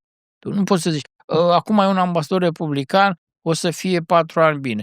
Pe aia vedem ce o să fie. Da. Nu merge așa. Tu ori ai niște angajamente pe decenii, ori tu nu poți să retragi, să desfințezi niște baze militare în Germania, Italia, să le muți spre Polonia, România, în mai puțin de 10 ani. Atunci, haideți să venim mai aproape de casă și trebuie să vă pun o întrebare un pic mai... Răspunde dacă vreți sau nu. E umblat de capul lui pe aici sau e mâna americană sprijinul pentru Nicu Șordan prin Zuckerman? Chiar nu știu. Că au avut niște discuții și întâlniri înainte să-și anunțe candidatura. Nu presupun poate să fie canal de comunicare cu americani, dar acum e foarte greu de spus cine mai poate să fie canal de comunicare. Senzația mea este că românii nu au niciun canal de comunicare la Washington. Probabil au încercat ceva, dar prin Israel, prin Netanyahu, din câte știu, mai degrabă prin lobby-ul vechi pe care se comunica înainte, dar nu ăla clasic, ci Netanyahu. Dar el e foarte pragmatic, Trump. Dacă a câștigat alegerea Nicu Șordan, el face business cu Nicu Șordan. El are o gândire de real estate Manhattan, tranzacțional. El lucrează cu România nu prezintă un mare interes, nici de investiții, nici de... În același timp, în momentul în care tu ai ieșit din logica securitară de apărare, România devine neinteresantă pentru noi. Ea a fost interesantă în timpul războiului rece, câtă vreme ai putut să joci pe sovietici, ai transformat România într-un fel de Iugoslavia 2.0 și pe Ceaușescu într-un fel de Iosif Tito 2.0, dar din pactul de la Varșovia acasă. L-ai umflat, l-ai făcut autonom, independent față de Moscova, ceea ce evident Ceaușescu n-a fost. Așa, da? Dar ca să crezi tu, era un produs de PR pe care leadership occidental îl livra opiniei publice din Occident. Bun. Și acum, după ce când devine neinteresant România? În momentul în care tu și cu rușii, cu Moscova, ai căzut la pace, conlucrezi, cooperezi. Când a fost momentul? Păi a fost sub Gorbaciov. Nu? S-a întâlnit prima întâlnire 85, Reagan cu Gorbaciov, prietenie. Reykjavik 2 ani mai târziu, au negociat, Ceaușescu nu mai conta. Uh-huh. Nu mai era interesant pentru America. În momentul ăsta, dacă Trump vrea cu Putin, România și Europa de Est nu mai e interesant. Sunteți sigur? Din zona de apărare, pe zona de apărare de securitate. Ca business, tu nu poți să dușturnești Polonia. Păi tocmai n-ați văzut cât de mare a fost bătălia pe Polonia și pe România în acest ciclu electoral? Dar bătălie n-au dat-o americanii. Am avut și influența americană. Păi americanii au fost mai degrabă au jucat în echipă cu ruși acum. Corect. Și au jucat împotriva europenilor. De ce? Pentru că și interesele Moscovei și interesele Washingtonului sunt apropiate, ca să nu spun coincid, să slăbească Uniunea Europeană. Două federații îi cer unei posibile federații, că Uniunea Europeană nu e încă federație, să nu se federalizeze. Nu e vorba de federalizare acum. E vorba dacă ne facem o armată comună, este un pas foarte important. Păi, și asta nu convine nici Moscovei, nici Statelor Unite. Păi de ce să convină Moscovei? Devine Europa care are 550 de milioane de locuitori, este cea mai mare și cea mai bogată piață de desfacere de pe planetă, da? Dacă se transformă într-un actor politic autonom și pe zona de apărare și securitate, cu armată proprie, cu politică externă coerentă, cu monedă unică peste tot, cu politică financiară comună, devine un actor care va fi foarte greu de bătut și poate să facă jocurile. Gândiți-vă că Europa, și ca populație mai mare decât Statele Unite, capacitățile industriale depășesc capacitățile industriale americane și comparați Europa cu 550 de milioane, costă 42 de milioane cât are Rusia. Rusia și America la un loc nu ne ajung ca populație. Rusia și America la un loc nu, da. E cea mai mare piață de desfacere, cea mai bogată, cei mai bogați oameni de pe această planetă sunt în Europa. Nu? Gândiți-vă doar nu la Italia. Fiecare oraș italian, sătucat italian, are moșteniri istorice acolo în valoare de miliarde de euro, la care americanii nu visează. Deci, din punctul ăsta de vedere, suntem într-o zonă de realpolitik acum. Pe zona de educație, de sănătate. Americanii nici nu visează la ce avem noi în Europa. Gândiți-vă că americanii n-au asigurări de sănătate. Ca să-și facă asigurări de sănătate, asta costă destul de mult. Gândiți-vă la educație. Păi, în America plătești pentru orice. În Europa tu ai nu există alt gratuită. loc pe planetă unde să ai la un loc atât de multă prosperitate, libertate și securitate.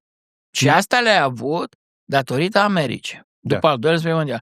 Ai avut planul Marshall, ai reconstruit Europa Occidentală, America ți-a asigurat securitatea, apărare, iar tu ai investit foarte mult în populație, în educație, în cultură, în dezvoltare umană și ai crescut nivelul de trai, da? Dar Europa... Și acum americanii zic, stop, gata, hai, plătiți-vă ce faceți, nu e ok. Plătiți-vă biletul de tren, noi suntem trenul. Măcar luați-vă bilet. Ce înseamnă bilet? 5% pentru apărare. Dar de fapt e un fel de taxă de protecție mascată. E un fel de taxă de protecție mascată și felul în care Trump a negociat, sau mai bine zis, n-a negociat, normal că s-a întors împotriva Americii. Însă, într-o lume optimă, ca să nu zic ideală, modelul european este cel mai avansat de pe planetă. Este cel mai bun pentru mai mulți oameni. E și cel mai puțin sustenabil. De ce? Pentru că merge acest model european de multe ori pe datorie în condițiile în care alții îți plătesc apărarea și securitatea sau ți-o garantează. Da, dar într-o lume în care rezolvi conflictele, 5% care acum se duc pe apărare ar putea să se ducă în universități, în dezvoltare de tehnologie, îmbunătățirea condiției umane, reducerea suferinței. Sigur. Eradicarea bolilor, a foametei, educarea copiilor din Africa, mitigation, rezolvarea problemelor climatice, că o să avem iarăși niște valuri de refugiați climatici. Societatea europeană este, dacă vrei, mult mai democratică din punctul ăsta de vedere. Tu în Europa, tu nu ai diferențele între bogați și săraci care sunt în America. Și chiar și bogații nu se laude cu chestia asta, nu e patează. Și bogații au altă cultură, adică tu nu o să ai un Musk în Europa sau nu o să ai, nu știu, miliardarii gărăgioși, un Steve Witkoff sau care compară vila lui Trump cu Palatul Elisee, adică sunt oameni mai fini, mai culți, mai cu l'usage du monde, e altceva. Discuția în Europa este mai puțin în planul averii, ci mai mult în planul ideilor. E mai mult. Ce să vezi? Europa, până la urmă, e cea în care nu s-au născut marile idei. Nu? Și a rămas multă vreme. Are un fel de leadership pe marile dezbateri culturale. Problema Europei e dacă va reuși să se adapteze la nou context. Nou context e cel creat de Trump în acest moment, în care America se retrage și există riscul ca America să înceapă un război cel puțin economic, tarife al tarifelor cu Occidentul. Bun, în momentul ăsta, Europa trebuie să replieze, trebuie să se unească, ar trebui să se federalizeze, ar trebui, pe zona de apărare să vină să creeze o apărare comună, incluzând Marea Britanie sau poate chiar cu Marea Britanie ca având un fel de leadership al acestei apărări comune, cu Germania pusă la treabă. Germania știe să construiască, știe să construiască militar, ar putea avea soldați buni, dar aici trebuie să miște foarte repede. Stăteam doar și mă gândeam cât de multă încredere aduce și cât de multă înțelepciune aduce educația în Occidentul Europei, spre exemplu, unde olandezii nici nu au clipit când au renunțat la ultimele tancuri, pentru că nu au nevoie de ele. Să se apere de cine? De belgieni, de nemți, de suedezi, de cine să se apere? Cu tancuri. Bun, nici noi, nici polonezii, nici baltici nu suntem într-o asemenea situație. Exact, noi nu suntem acolo, dar Europa ca mindset nu este o parte din Europa, un teritoriu războinic. Europa nordică e conștientă de amenințarea rusească, ceea ce nu înseamnă că toată Europa e conștientă. Spania, Portugalia, Italia nu par foarte conștiente de amenințare. Par departe, undeva unde n-au ajuns niciodată soldații, nici ruși, nici sovietici, și nu prea înțeleg temerea noastră cu Rusia și în ce constă amenințarea rusească. Pe de altă parte, ai țări care s-au trezit acum și au dat semnalele corecte. Din 2022, și Germania. Amintiți-vă, acum 5 ani, Germania încă cu Merkel la conducerea ei, te lua cu frisoane când o vedeai ce colaborează cu Putin și de asta dată, uite... Gazul ieftin. A reacționat foarte bine, și a înțeles că e un moment istoric care are o miză extraordinar de mare. Și eu cred că totuși în Europa, în momentele în momente cruciale, reușește să se adune, dovedește suficientă inteligență, leadership Dar și empatie. Europa reușește să aibă mai multe empatie, să fie mai umană, mai umanistă. Dar eu cred că aici nu e vorba doar de empatie. Că știi cum e cu empatia asta? Poți să dai pe alt canal la televizor ca să nu vezi grozăviile care se petrec în Ucraina. Da. Eu cred că e vorba de pragmatism. Pentru că Uniunea Europeană și Europa nu cred că rezistă la o înfrângere dramatică a Ucrainei. Pentru că eu stau să mă gândesc, bun, mai sunt încă vreo 37 de milioane de locuitori, 35-37 de ucraineni. Păi dacă 10 milioane de ucraineni fug din Ucraina, în cazul în care Ucraina ar fi ocupată militar, deci rușii nu ocupă militar ca orice altă țară, deci e o armată care aplică genocidul unde a intrat, da? Deci oamenii vor fugi milioane. Păi rezistă Polonia, rezistă România, rezistă Europa în momentul ăsta la 7-10 milioane de refugiați și eu nu cred că rezistă. Eu nu cred că structurile europene, că statele din Europa în momentul ăsta, chiar cu ajutoare 2 pentru milioane refugiați. de ucraineni dislocați pe aici și tot sunt tensiuni colo și colo, vezi Polonia. Uitați-vă în Polonia ce temă a fost în campanie electorală, Polonia fiind una dintre țările care susține, uitați-vă pe ultima fază, ultima etapă a campaniei electorale, ce teme de anti-ucrainiene agresive pe care nu ți le închipuie niciodată. Adică mult peste România, sigur și în România Au fost fake news-uri cu Ucraina, cu războiul, văd și acum că circulă, că 220 și 300 de mii de români sunt chemați. Niște nebunii. Da. Și sunt oameni care ar trebui totuși să fie identificați. Și eu asta aștept după aceste alegeri, după guvernul nou, aștept totuși niște reforme la nivelul administrației românești și la structurile informative, de contrainformație, să-și facă totuși datoria, să vezi de unde vin aceste rețele de dezinformare, cum funcționează ele, cine e în spatele lor. Nu se poate ca țări mici precum, Finlanda, Estonia, Letonia să facă față acestui asalt. Moldova, o țărișoară mică, care nu are armată, reușește cu niște structuri. Să știți că eu am întrebat. SIS-ul, Ministerul de Interne, fac față asediului rusesc de război hibrid și România nimic. Am întrebat. Justificarea este următoarea, că noi aici trebuie să respectăm normele Uniunii Europene și nu putem bloca clase de IP-uri. Pentru că atacurile vin de pe tot felul de clase de IP-uri și pentru că noi în Constituție avem garantată dreptul la liberă corespondență, nu putem bloca aceste adrese care accesează România din exterior. Abia ieri am auzit pentru prima dată după ce... Și probabil pe finlandezi, pe estonieni și i-au scos din Uniunea Europeană. Spanac.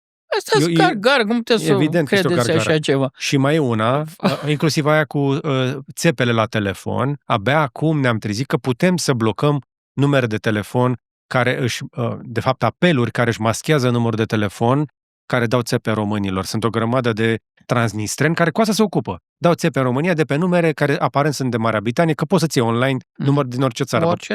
Vă pot suna de pe telefonul meu de parcă aș fi de nu știu unde. Bun, deci eu cred că la nivel foarte înalt a conducerea acestor instituții militarizate a existat la un moment dat, ori sunt penetrate de ruși, ceea ce nu exclud deloc, ori a existat un consemn, domnule, hai să jucăm și cu că nu se știe ce o să iasă.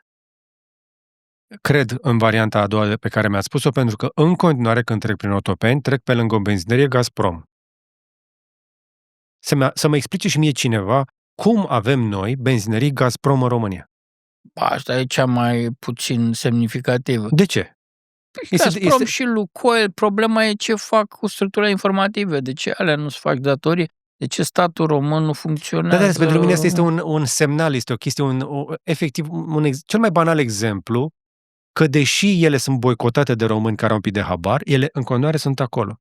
Ele sunt niște capete de pod lăsate intenționat să opereze aici și sunt dovezi clare pentru felul în care niște bani s-au plimbat prin rafineria Lukoil, combinațiile lui Sebastian Ghiță. Se știe, au apărut acum 10 ani, până la Pont au apărut tot felul de detalii, combinații. Deci noi avem oameni, în cazul în care oricine vine, noi avem un om. Și atunci... Bun, dar sunt lăsați, adică tu ai aici în România posturi de radio, de televiziune care nu fac decât să programatic promovează narrative rusești. De ce tolerăm chestia asta? Nu știu, deci... Nu, serios. Haideți să încercăm un răspuns la treaba asta, pentru că după ce am dat așa un zoom out și am înțeles cam care este situația la nivel macro, ca să știm pe ce lume trăim. Pentru că noi, aici de obicei la noi la știri, eu cred că majoritatea sunt știrilor de la care 30 de ani au fost conserve rusești. Deci nu ce spun că e o întâmplare, că hai să vedem. Nu, pur și simplu conserve. Nu poți să... Adică te uiți la ucrainieni în război cu ruși, după 2014 și curăță serviciile, și curăță. În fiecare lună aproape tu vezi că l-au mai prins pe unul. Că sunt bănuieli de suspiciuni, că a dat informații la ruși. Tu la noi n-ai avut nimic de genul ăsta în servicii. Ai avut vreun caz în servicii? Unde e ilustrația? Ne trebuie o ilustrație. Păi, trebuie mai mult decât atât. Adică, probabil, în cazul nostru, tu trebuie radical să vii să cureți serviciile de conserve rusești, care presupun că există din anii de la începutul anilor 90. Deci, în primul rând, de vremea lui Măgurean, de vremea lui Iliescu, exact. Pentru că altfel nu se explică. Adică sunt oameni care fac afaceri ziceai de Transnistria. Prin Transnistria se fac afaceri cu ruși, ziceai de Gazprom. Sunt afaceri mari care sunt aici. Multe sunt făcute pe relația cu Chișinău. Sunt și alte făcute prin firme elvețiene, firme olandeze, în spatele cărora sunt ruși. Sunt o grămadă de Viena, sunt Israel. comunități de ruși. Faimosul domn Schatz, iarăși, că a ieșit o investigație în Austria zilele trecute despre faptul că, într-adevăr, în spatele domnului Schatz ar fi niște interese rusești și cu banii domnului Schatz a fost finanțat aparent și domnul Georgescu. Dar din nou, rămâne să mai vedem, să ne lămurim în legătură cu chestiile astea. Păi da, dar pentru asta, cum să spun, nu sunt chemat noi sau, în fine, eu predau asta serviciul rusesc la universitate. Până și Bulgaria au făcut expulzări, au curățat, nu. Să vedem și noi niște oameni prinși pentru trădare, pentru că deocamdată... Și după ce s-a întâmplat, adică dacă nu se întâmplau lucrurile astea cu Georgescu, cu așa să-i vezi cu narațiunile astea rusești, practic, parcă-s primite în plic de la Moscova, de la Zaharov, și nimeni nu zice nimic și nicio reacție. De asta sunt foarte curios și o să văd acum cine o să fie miniștri, să văd la servicii, cine merge, ce program de reforme au. Acum o să vedem niște anchete, o să vedem niște rapoarte, totuși, pe ce s-a întâmplat, să avem și noi niște explicații cum s-au întâmplat niște lucruri. Da. Pentru că altfel nu am luat decât o pauză de 1 an, 2 ani. Se vor întoarce și vor pune mâna pe România. Vor pune mâna pe țară fără nicio discuție. Întrebarea simplă pe care o pun. Chiar nu prindem niciun trădător? Chiar nu avem? Păi se pare că nu. Deci n-a trădat nimeni în țara asta? Toate țările din jurul nostru prind trădători, noi nu? Poate că trădătorii sunt tocmai ăia care ar trebui să desfășoare operațiuni de prindere. Pentru că după alegerile prezidențiale, acum când sunt negocierile pentru formarea guvernului, la momentul în care noi înregistrăm, nu avem încă un guvern, toate instituțiile statului sunt fierte pe controale. Se fac niște controle la evaziune fiscală, descinderi, se prind cu mascați, nu știu ce. Cu siguranță nu se umple deficitul ăla așa din niște evazioniști, mari evazioniști, care, nu știu, când au fost investigați? Săptămâna trecută? Adică, serios acum, în ultimii ani, știai că ai deficit, că problema nu e de ieri. A ieșit la suprafață după ce s-a schimbat garda. Că am avut un an electoral, ok, dar, serios acum, altceva... Teama mea e că o să, cum să spun, lucrurile astea o să treacă, o să uităm, o să apară alte subiecte în dezbaterea publică și nu o să avem niciodată nici acea lustrație, nici problemă de lustrație. Pun problemă totuși de niște anchete. Politicienii români sunt prea ieftini de cumpărat. Se poate să fie și doar corupție, dar atunci asta mi se pare că tot o problemă de contrainformație. Nu se poate ca sub nasul tău, nu, tu fiind poate cel mai mare serviciu din Europa, nu, ca număr, ca buget, ca asta, să se întâmple ce s-a întâmplat. DNA-ul nu a existat, Garda de Mediu, ANAF, nu știu, toate instituțiile care ar fi trebuit să se ocupe de colectare, de prindere, de oprit, nu le-ai auzit în ultimii ani și acum mai nou începe iarăși să se învârtă și aud pe la colțuri chestia asta, că ar fi nevoie să vină Codruța Kövesi să se întoarcă să facă curățenii. Alții spun, păi nu, că e combinată cu Coldea și o să vezi că iarăși, după care pe de altă parte l-auzi chiar și pe președinte, pe Nicu Șordan, care eu cred că se erodează în ultima perioadă din cauza negocierilor ăstora cu PSD-ul, care spune că s-ar putea să fie nevoie de SRI pentru a combate evaziunea fiscală, că e chestiune de siguranță națională. Să știți că astea sunt foarte delicate, sunt foarte fragile și încrederea populației și, cum să spun, lucrurile astea, ce e azi, peste 2-3 săptămâni, iar într-un an de zile poți să ai o situație politică, poți să ai o criză aici, așa. În primul rând, rezultatul alegerilor de la 1 decembrie destul de te obligă la niște aritmetici foarte complicate la nivelul elitei politice, clasei politice române. Nu există conștiința faptului că trebuie o reformă.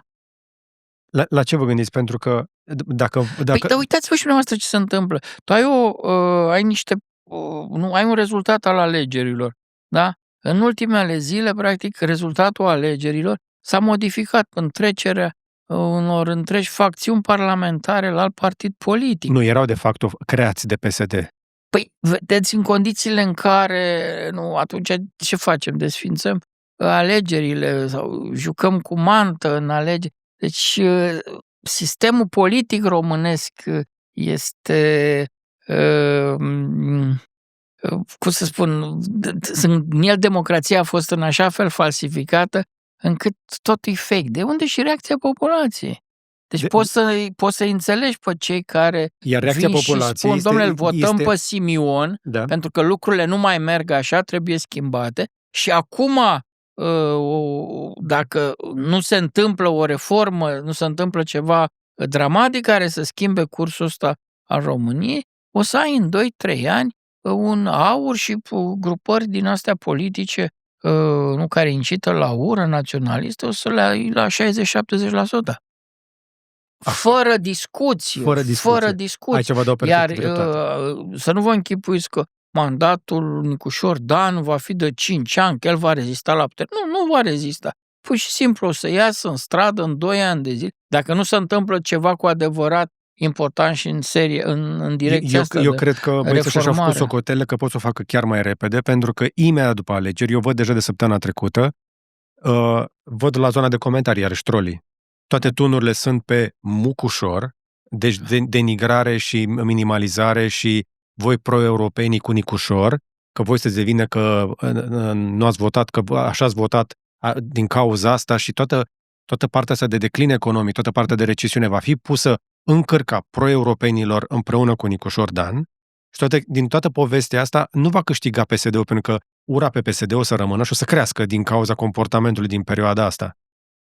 O să crească PSD-ul e putere, și tot trollingul în momentul ăsta de pe internet, care inflamează populația și o ține călduță acolo, de-aia, paranteză, și Simion, felul în care a întors-o, ați văzut 180 de grade după ce și-a recunoscut înfrângerea și a venit să conteste, el a reintrat în campanie electorală instantaneu pentru că cineva i-a spus, care are suficient de multă experiență, probabil, nu știu, de la Viena, acum speculez, cineva i-a spus, stai puțin, că s-ar putea să fie mai puțin de 3 ani jumate până la următoarele alegeri. Cu puțin noroc face niște anticipate. Asta cu Viena, sunt produs autohton. Asta cu căzruși, că sigur îi folosesc și ruși, dar ei sunt un produs autohton. Ei sunt creația unor structuri din România. Nu vă închipuiți că nu sunt agenți recrutați prin Cecenia și trimiși la antrenamente și la școala GRU. Nici vorbă de așa ceva. Ei sunt creația unor instituții din România. Când zic instituții, știu ce spun. Da? Nicușor Dan. Și care n-au scăpat de sub control. Exact. Sunt băieți găști din aceste instituții care se bat între ele pentru bani, pentru putere. Deci terminați cu explicațiile astea. Nicușor Dan și Ilie Bolojan par așa un fel de David împotriva unui Goliat, pe care nu cred că au cum să-l împingă. Par să știe că lucrurile sunt grave, că sunt dramatice. Să vedem dacă... ne dăm seama repede de tot. În câteva zile o să apară numirile, o să vedem echipa când se formează. Dacă încep să-ți vină garniturile vechi, te-ai lămurit. Atunci trebuie să-mi faci un fel de AMR, 2 ani. Eu la mai mult de 2 ani nu le dau. Deci dacă nu reușesc să pună oameni... Nu, să vină cu oameni care să miște, să facă reforme, să scuture pentru copacul. Că eu asta am acuzat public și au prins mea suveraniștii și i-au făcut trambulină. Am primit niște sute de share-uri foarte repede de lucruri care nu mi se întâmplă, că am reproșat faptul că în momentul acesta partidele din coaliția pro-europeană tot plantează știri în jurnalele de la televiziunile importante despre necesitatea majorării TVA-ului și a anumitor taxe, dar nu prea auzi informații despre structurarea statului, reorganizare teritorială, comasări, chestii genul ăsta. Deci ei nu taie încă de la ei, ci cer de la noi. Vor să se salveze pe ei, nu vor să ne salveze pe noi. Orice ați spune veți fi utilizat pentru că aveți un rating foarte mare. Nu e vorba de rating, e vorba despre narațiune. La final am venit și am spus, PS, toți suveraniștii din Cucuruz să tacă din gură pentru că nu le-au ridic lor la fileu, nu contează, că nu am încredere. Ei oricum vor folosi. Încercați fiecare trebuie să gândească să nu se mai lase manipulat. Suntem într-un război hibrid și e un război hibrid pe care îl duce Rusia cu noi, dar suntem într-un război hibrid pe care noi împotriva grupărilor din România, partidelor politice, grupărilor din anumite structuri militarizate, au prins un context bun, nu vor să rateze acest context și vor să pună țara pe butuci și sunt aproape să o facă. V-am mai auzit spunând asta într-un alt interviu, că rușii sunt aici. O spuneți din nou, dar cât de adânc sunt?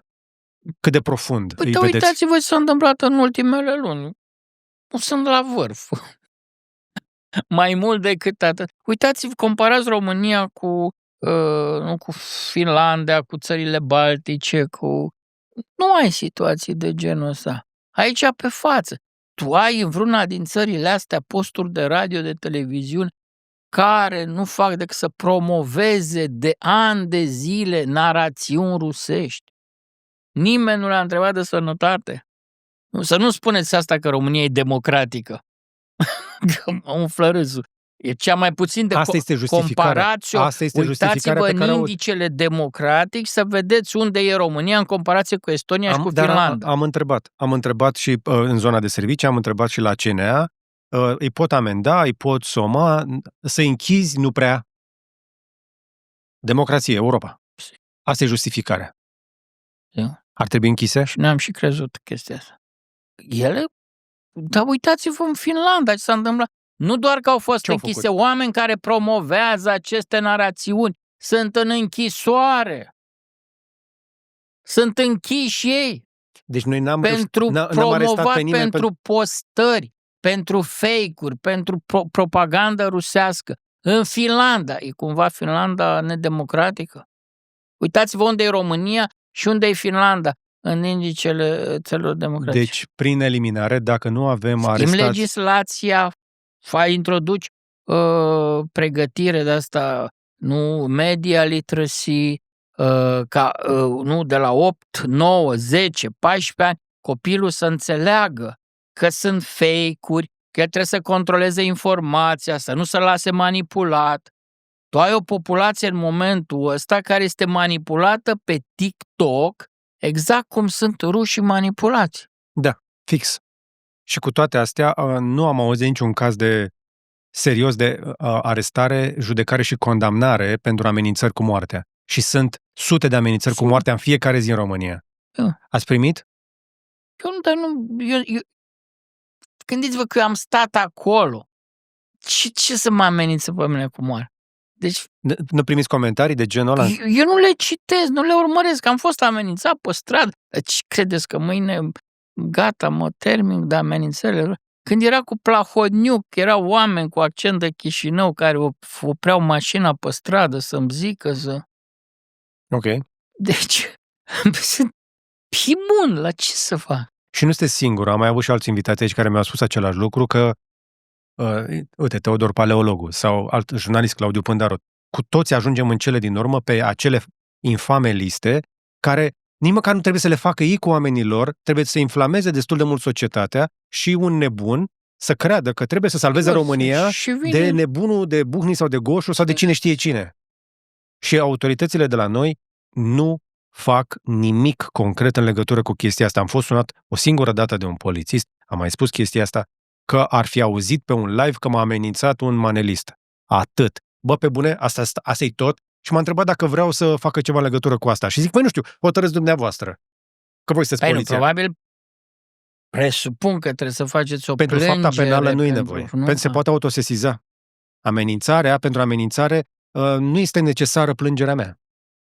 Mă asigur că are o să ținem discuția în zona asta, că ne teamă și nu cred că e cazul în momentul ăsta după alegeri. Problema este că Problema asta n-a dispărut. Eu vă spun că manipularea rusească și boții este foarte activă, este ferventă. A fost liniște, știți cât? O săptămână și mi-am dat seama de ce. Erau ocupați cu Polonia.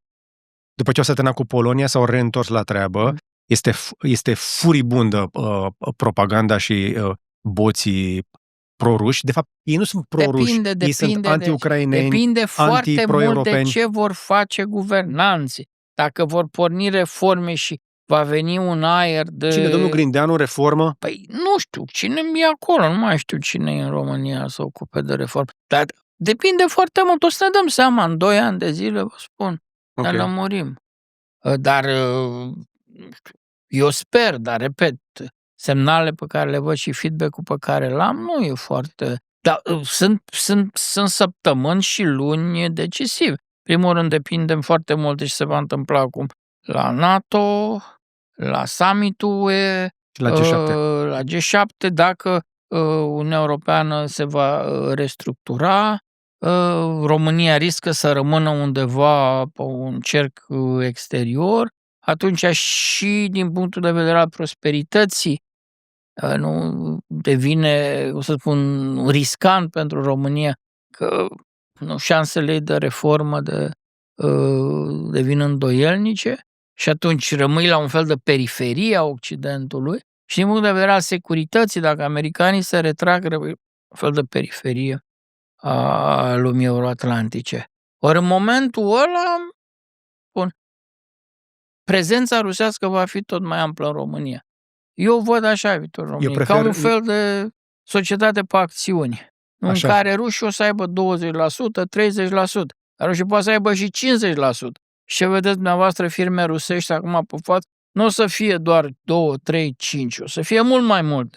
Televiziunile care promovează narațiuni rusești sau posturile de radio cu narațiuni rusești, nu o să fie 3, 5, o să fie jumătate din toate posturile de televiziune care emit în România. În Parlamentul României o să ai partide și formațiuni politice, jumătate o să promoveze narațiuni rusești. Problema este că ăștia nu sunt în stare să dea restul populației... ăia de-ai noștri, să spunem, care sunt pro-occidentali, nu știu, nu înțeleg miza acestui război și nu înțeleg toleranța asta a noastră, răbdarea asta infinită. Rușii nu sunt în stare să le dea destule mașini de spălat, astfel încât trebuie să le fure de prin Ucraina, nu sunt în stare să-și tragă canalizări și autostrăzi printr-o țară de genul ăsta. Depinde foarte mult de ce se întâmplă aici, depinde foarte mult de Ucraina. Gândiți-vă la un scenariu de coșmar în care, pur și simplu, are loc un colaps în Ucraina, gândiți-vă că se prăbușește linia frontului. Da? Și, de fapt, asta e speranța lui Putin din februarie 2022, da? Că Ucraina intră în colaps, că rușii o să ocupe capitala, că trupele rusești o să să pornească o paradă pe Creșatic în centrul Kievului. Bun, și în condițiile alea cu ruși aici la frontieră, unii, într-adevăr, ăla care e la un frontieră? Că Moldova nu are armată, bun, nu e în NATO. Moldova nu are armată, dacă va intra sub influență rusească, 90% sub influență rusească, și atunci va fi o problemă uriașă și pentru România. De-aia era atât de importantă. Și România și Polonia erau extrem de importante, pentru că Ungaria și Serbia sunt rezolvate. Polonia este și cu România care încă stă aici așa... Toți depindem de Ucraina. Dacă Ucraina va reuși, sau dacă europenii, nemții, francezii, britanicii vor fi suficient de abili ca să preia susținerea. Eu cred că asta e momentul în care Europa poate să ia inițiativa, cu rachetele la Taurus și cu un pic de curaj. Eu cred că se poate rezolva războiul ăsta. Și trebuie reținut ceva. Nu vă mai speriați de atât de Rusia, nu vă mai speriați că Rusia dă cu nucleara. Că n-are dinți. Ursul n-are dinți. Nu mai are dinți și vârful capacităților militare ale Rusiei a fost anul trecut. Da. În vara și toamna anului trecut. Rusia nu mai are nici atât de suficienți oameni pe frontul de luptă. Nu vedeți, de o lună și jumătate a declanșat mare ofensivă din vara lui 2025. Ați auzit de mari lupte? La 3 zile mai ocupă un sătuleț, o localitate în regiunea Sumă, până nord de acolo, s-a apropiat la 30, 50, 60 de kilometri de capitala regiunii Sumă. Dar la ritmul ăsta de avansare vreau să trebuiască 100 de ani ca să ajungă la Nipru. Deci, hai să nu ne mai fie frică, hai să vedem că Ucraina e decisă să continue război, hai să o ajutăm să reziste în fața incursiunilor rusești și noi în interior aici să ne consolidăm și să scoatem aceste rețele rusești care ne împiedică să ne dezvoltăm ca stat democratic, ne împiedică bunăstarea și ne împiedică ca să jucăm un rol important pe flancul estic al NATO, la care putem aspira, pentru că suntem un stat mare, suntem un stat important totuși în Europa. Mă uit la ce au făcut ucrainenii și au resetat toată doctrina militară modernă. Aerodromurile, tancurile, în primul rând, sunt inutile. Nu mai ce face cu tancurile. După care tranșeele și pe alea le-au rezolvat. Acum distrug mitul bombardierilor strategice și al aviației, mari aviații. Ce urmează? S-ar putea să ne trezim că mai fac încă o chestie de curaj. Au rescris regulile războiului. Exact. Eu, dacă aș fi acum la ministrul apărării, eu aș sta cu caietelul și m-aș uita că sunt filmate din drone, deci drone cu fibră optică, dronă cu fibră optică. Eu sunt convins că au deja în laborator drone cu laser, pentru că, de fapt, asta este fibră optică. Este un tub prin care circulă lumină, care nu poate fi bruiată de warfare, electronic warfare. Și atunci, dacă ei vor face ce a făcut Elon Musk cu sateliții, care comunică prin laser, dacă iau și fac reverse engineering la Starlink și fac să comunice dintr-o stație de bază dronele printr-un singur fir imposibil de văzut, ca un fel de... că e un laser până la urmă, dacă astea comunică prin laser, nu mai poți fi date jos cu nimic. Eu nu știu ce tehnologie au avut acum împotriva celor 4 aerodromuri. Pur și simplu. Nu, acolo era clasic. Aerodromurile alea erau aparate cu sisteme antiaeriene clasice care nu erau pregătite pentru lupta antidronă. Și plus că s-a întâmplat foarte repede. Da, problema este că... Gemurile alea nu le poți ține pornite non-stop. Nu, problema e că au fost pilotate pe rețele de satelit. Nu, au fost pilotate de acolo. Din apropiere, din apropiere au fost controlate. E greu de crezut că au fost controlate din apropiere, pentru că în apropiere nu era nimic. Ăla pur și simplu lăsase acolo camionul, că șoferul care nu știa ce, așa i s-a cerut. Sunt 3 rânduri de drone, ai o dronă care este automată, care are introdusă memorie, și aici s-a lucrat cu inteligența artificială pe muzeul din Poltava, așa, unde ai avut modele de Tu-95 și Tu-22M de bombardiere, pentru că dacă vă uitați pe drone, că sunt unele al 3-lea roi de drone în spate pe care se filmează. Adică ai primul care îți țintește, te ajută să țintești corect, al doilea care vine și lovește, dar loveau ale naibii numai rezervoare. Adică totuși drone, dar nici chiar așa. Și aveai al 3-lea rând de drone sus care îți filmează toată operațiunea și îți dă de parcă zici că e film de Hollywood turnat pe... E ceva incredibil. M-am uitat acum cel puțin al 2-lea rând de videoclipuri difuzate de serviciile ucrainene, frecându-mă la ochi, neînțelegând ce caută cauciucurile alea pe aripile avioanelor. De ce? Și am tot ascultat și comentatorii israelieni, și comentatori ucraineni, și comentatori ruși, militari, să explice, totul să înțeleg cum funcționează. Și vezi drona acum coboară sub aripă ca să prindă bine rezervorul și cum lovește rezervorul. Și ați văzut ce drone sunt? Sunt drone pe care tu nu le poți da jos cu pușcă, cu piatra. Când încep să se ridice, sunt imaginile alea din de lângă Irkutsk. Când șoferul se sperie, încep dronele să se ridice, ce face? Să urcă pe capota camionului și începe cu pietre să arunce în drone, să le dea jos. Sunt drone mici toate. Așa ceva. Deci gândiți-vă la un scenariu în care cineva, nu, cumpără 20 de drone sau fabrică acasă 20 de drone, le pune niște, nu știu, lăzi de lemn, chestii micuțe care explodează, gen grenade de dimensiuni și care vin, atace o unitate. Gândiți-vă că pot fi nu doar entități statale în spatele unor astfel de atacuri, ci poate fi o celulă teroristă care trimite 10 drone asupra unei unități militare din centrul unei capitale. De oriunde.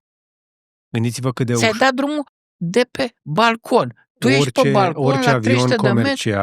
Orice avion comercial încărcat cu multe tone de cherosen poate să devină o țintă... Da, e... Adică după 11 septembrie s-a închis ușa de la cockpit că intra la cuțitul. Dar acum ce faci? Vine drona pe afară. Și m-am uitat la comentarii la cei care se uitau și ziceau, spre exemplu, eu sunt șofer de camion, am livrări constantă pe lângă, am avut recent, zicea, în Statele Unite o livrare lângă o bază militară, pe mi-am parcat camionul la 50 de metri de un avion militar. Îl vedeam peste gard. Da, ce faci în momentul ăla? Ce faci? Cum îți controlezi tu? Pentru că și astea erau... s-a și văzut la un moment dat când se desfac... Americanii că au început să le țină în hangare. Să zboare. Americanii că își țin avioanele strategice în hangare. Bun, dar hangarele și în cazul rușilor, că și la ruși ar fi trebuit să le țină în hangare, că sunt foarte scumpi. Aceste avioane, aceste bombardiere erau la Engels. Erau în zona europeană, la sud de Moscova. Zona Saratov. Ei, și de acolo ele plecau și bombardau. Numai că ucrainienii au trimis și în 2022 și în 2023 de 2 ori și au lovit aerodromul de la Engels. Da. Și atunci rușii au trebuit să le ducă mai departe. Nu? Aceste avioane, nu, care au chinjal pe ele, Și pleacă de departe, urcă, se apropie și ele la vreo 200 de kilometri lansează aceste rachete. Nu vă închipuiți că vin ele deasupra Kievului să dea drumul, că nu mai suntem în avioanele... Și mai valoroase decât avioanele alea cu rachete Kinjal pe ele erau alea cu radar, AWACS-uri. Alea sunt foarte scumpe, A50 au distrus. Aveau 7 în total, au distrus 2, mai au 5. Alea sunt avioane fără de care tu nu poți să ataci. Alea sunt avioane cu radar pe ele, care îți fac legătura cu toate celelalte elemente ale atacului și ele când e sus în zbor, ele îți identifică foc inamic, atras cu rachetă spre o bază rusească și transmit.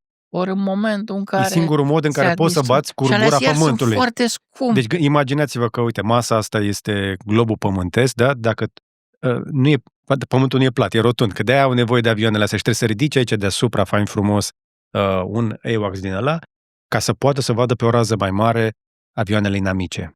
Și acum, dintr-o dată, acele F-16 încep să funcționeze, să fie o variantă foarte interesantă. Dar n-au muniție, nu le dau muniție străini. Dar dacă până la urmă nemții dau Taurus. Nu știu dacă dau Taurus, dar nemții fac ceva și mai interesant și cred că ăsta e în avantajul ucrainilor. Le dau tehnologie și încep să construiască fabrici de arme și de muniții pe teritoriul Ucrainei, ceea ce e de vis. Pentru că, într-un fel, asta e amenințarea rusească. Nu le dați să nu atace teritoriul Rusiei cu arme străine, NATO, da? Arme NATO. Pentru că în momentul ăla și multe țări NATO se sperie, ne trebuie nou cu rușii, așa. Bun, și atunci, dacă s-a înființat lângă Lviv, lângă Kiev, o fabrică și a produs racheta acolo, să fie sănătos. Cu toate astea, nu cred că ucrainenii puteau executa atât de bine această operațiune fără sateliți americani. Probabil, dar americanii au zis nu. Trump a declarat ieri la întâlnirea cu Merz, că am întrebat și a zis nu. Și oameni din anturajul lui Trump de la Casa Albă au zis că nu, că n-au știut nimic. Dar iar și mie e greu să cred cum au putut funcționa. Spațială pe zona aia, singurii care au supremație spațială pe zona aia sunt doar americanii. Dar cum funcționează, cum reușesc să ghideze acel... Ok, primul rând, cele care îți lovesc carburatoarele sunt automate. Le-ai băgat ceva inteligență artificială și îți lovesc. Dar restul, cum îți transmit imaginile? S-a spus, ok, sunt SIM, cartele SIM rusești. Ca să transmiți pe cartelă SIM rusească, ca timp e mult mai mult. Da. Sunt al treilea rând drone care filmează de o calitate incredibilă și transmisia iar foarte bună și eu bănuiesc că totul sunt niște sateliți. Cine au sateliție? Ucrainenii nu au sateliție. Exact. Cine au? Americanii au sateliție. Exact. Deci ei spun că nu, n-am participat. Și cu siguranță vor spune nu în continuare, dar eu cred că la nivelul administrației Trump există o linie de comunicație și de sprijin direct pentru ucraineni și mie mi se pare că este și un joc din ăsta de imagine în care dau semnale că se retrag, dar în același timp ucrainenii lovesc atât de adânc în interiorul Rusiei. Dar asta e o operațiune ucraineană. Este o operațiune ucraineană. Filmarea este făcută cu tehnologie, nu, dar aici este gândită de ucraineni. E gândită de ucraineni, sunt de acord, dar fără informații... S-ar putea să nu ai fi avut informație pe moment pe asta, s-ar putea americanii nu transmiteau nici înainte, n-au transmis Kursk, n-au transmis când au încercat să lovească Kerch. Adică nu vă închipuiți că ucrainienii cer voie de la americani. Nu. Asta nici în primul an de război eu nu mă refer la permisiune, mă refer la informație. Informația... La un moment dat nu le-au mai dat, acum văd că iar dau, nu știu cât dau, în același timp iar informația că își retrag armele antidronă, armele americane antidronă care erau în jurul Kievului. Asta s-a confirmat și din surse americane. Americanii iau armele astea și le trimit în Orientul Mijlociu. Okay. Deci rămân fără. Faptul că nu le mai dau muniție pentru Patriot, rachetele alea foarte scumpe, dar foarte eficiente, care lovesc inclusiv Kinjalul, iar este adevărată informație. Sigur, aici pot veni norvegienii, pot veni nemții cu alternativă, dar care nu-i dă calitatea Patriotului, dar sunt bune. S-ar putea să mai fie totuși o variantă în care ei au supravegheat acele aerodromuri cu ucraineni, care efectiv s-au dus ca și camionații prin zona aia. Eu cred că s-ar putea așa să fie avut ideea. Nu, Ucrainenii sunt mult mai buni pe spionaj, nu se pune problema. Nu, acum problema este cu sateliții, că îți dă imagini din sateliți. Problema e că sateliții trec la câteva zile pe acolo. Deci la un moment dat ai avut informații că sunt acolo, că se pregătesc, dar aici presupunerea mea e că ucrainenii au o rețea și de informatori. Eu sunt convins că au sabotori și informatori în interior. Deci uitați-vă acum, nu trece ziua să nu sară o cale ferată în aer. Ba jumătate de pod, ba un pod, ba să desprinde nu știu ce. Sunt convins că au sabotori și sprijină interiorul Rusiei. Și eu cred. Altfel nu s-ar explica. Bun, căile ferate ruse sunt proaste. Podurile ruse sunt foarte proaste, să prăbușești și fără sabotori. Dar felul în care în fiecare zi de 10 zile, de o săptămână asistăm la câte o explozie, asta nu se poate explica. Da. Bine. Ne-am întors iarăși în Ucraina, dar ne-am propus să vorbim de America, de Ucraina și de România. Cred că am atins subiectele importante. Ne-am plimbat peste tot. Suntem la zi, cât de cât. Până săptămâna viitoare. Cine știe ce mai explodează săptămâna viitoare. Vă mulțumim că v-ați făcut timp. Eu mulțumesc pentru Domnul profesor Armand Goșu, ca de obicei o mare onoare să vă avem aici alături de noi. A fost o bucurie și pentru. Mă bucur. Sper că vă simțiți mai bine acum și mai, eu mă liniștesc după fiecare discuție genul ăsta cu oameni ca dumneavoastră, că înțeleg. Și odată ce înțeleg, știu că nu o să fie ușor, dar măcar mi-e mai clar. Un pic de claritate cred că ne lipsește zilele astea și de onestitate, aș putea să mai spun. Și aveți această abilitate de a spune lucrurilor pe nume. Dacă apreciați ceea ce vedeți aici, știți ce puteți face, nu doar să dați un like și un share, ați putea chiar să alegeți să deveniți membri și să susțineți munca noastră absolut independent. Apasă pe butonul Join sau alătură-te și plătește un abonament lunar pentru a vedea în avans conținutul nostru și să primești și o bifă specială, printre altele, dacă te ajută la ceva. Cam atât însă pentru astăzi, dar până data viitoare, să vă fie numai bine!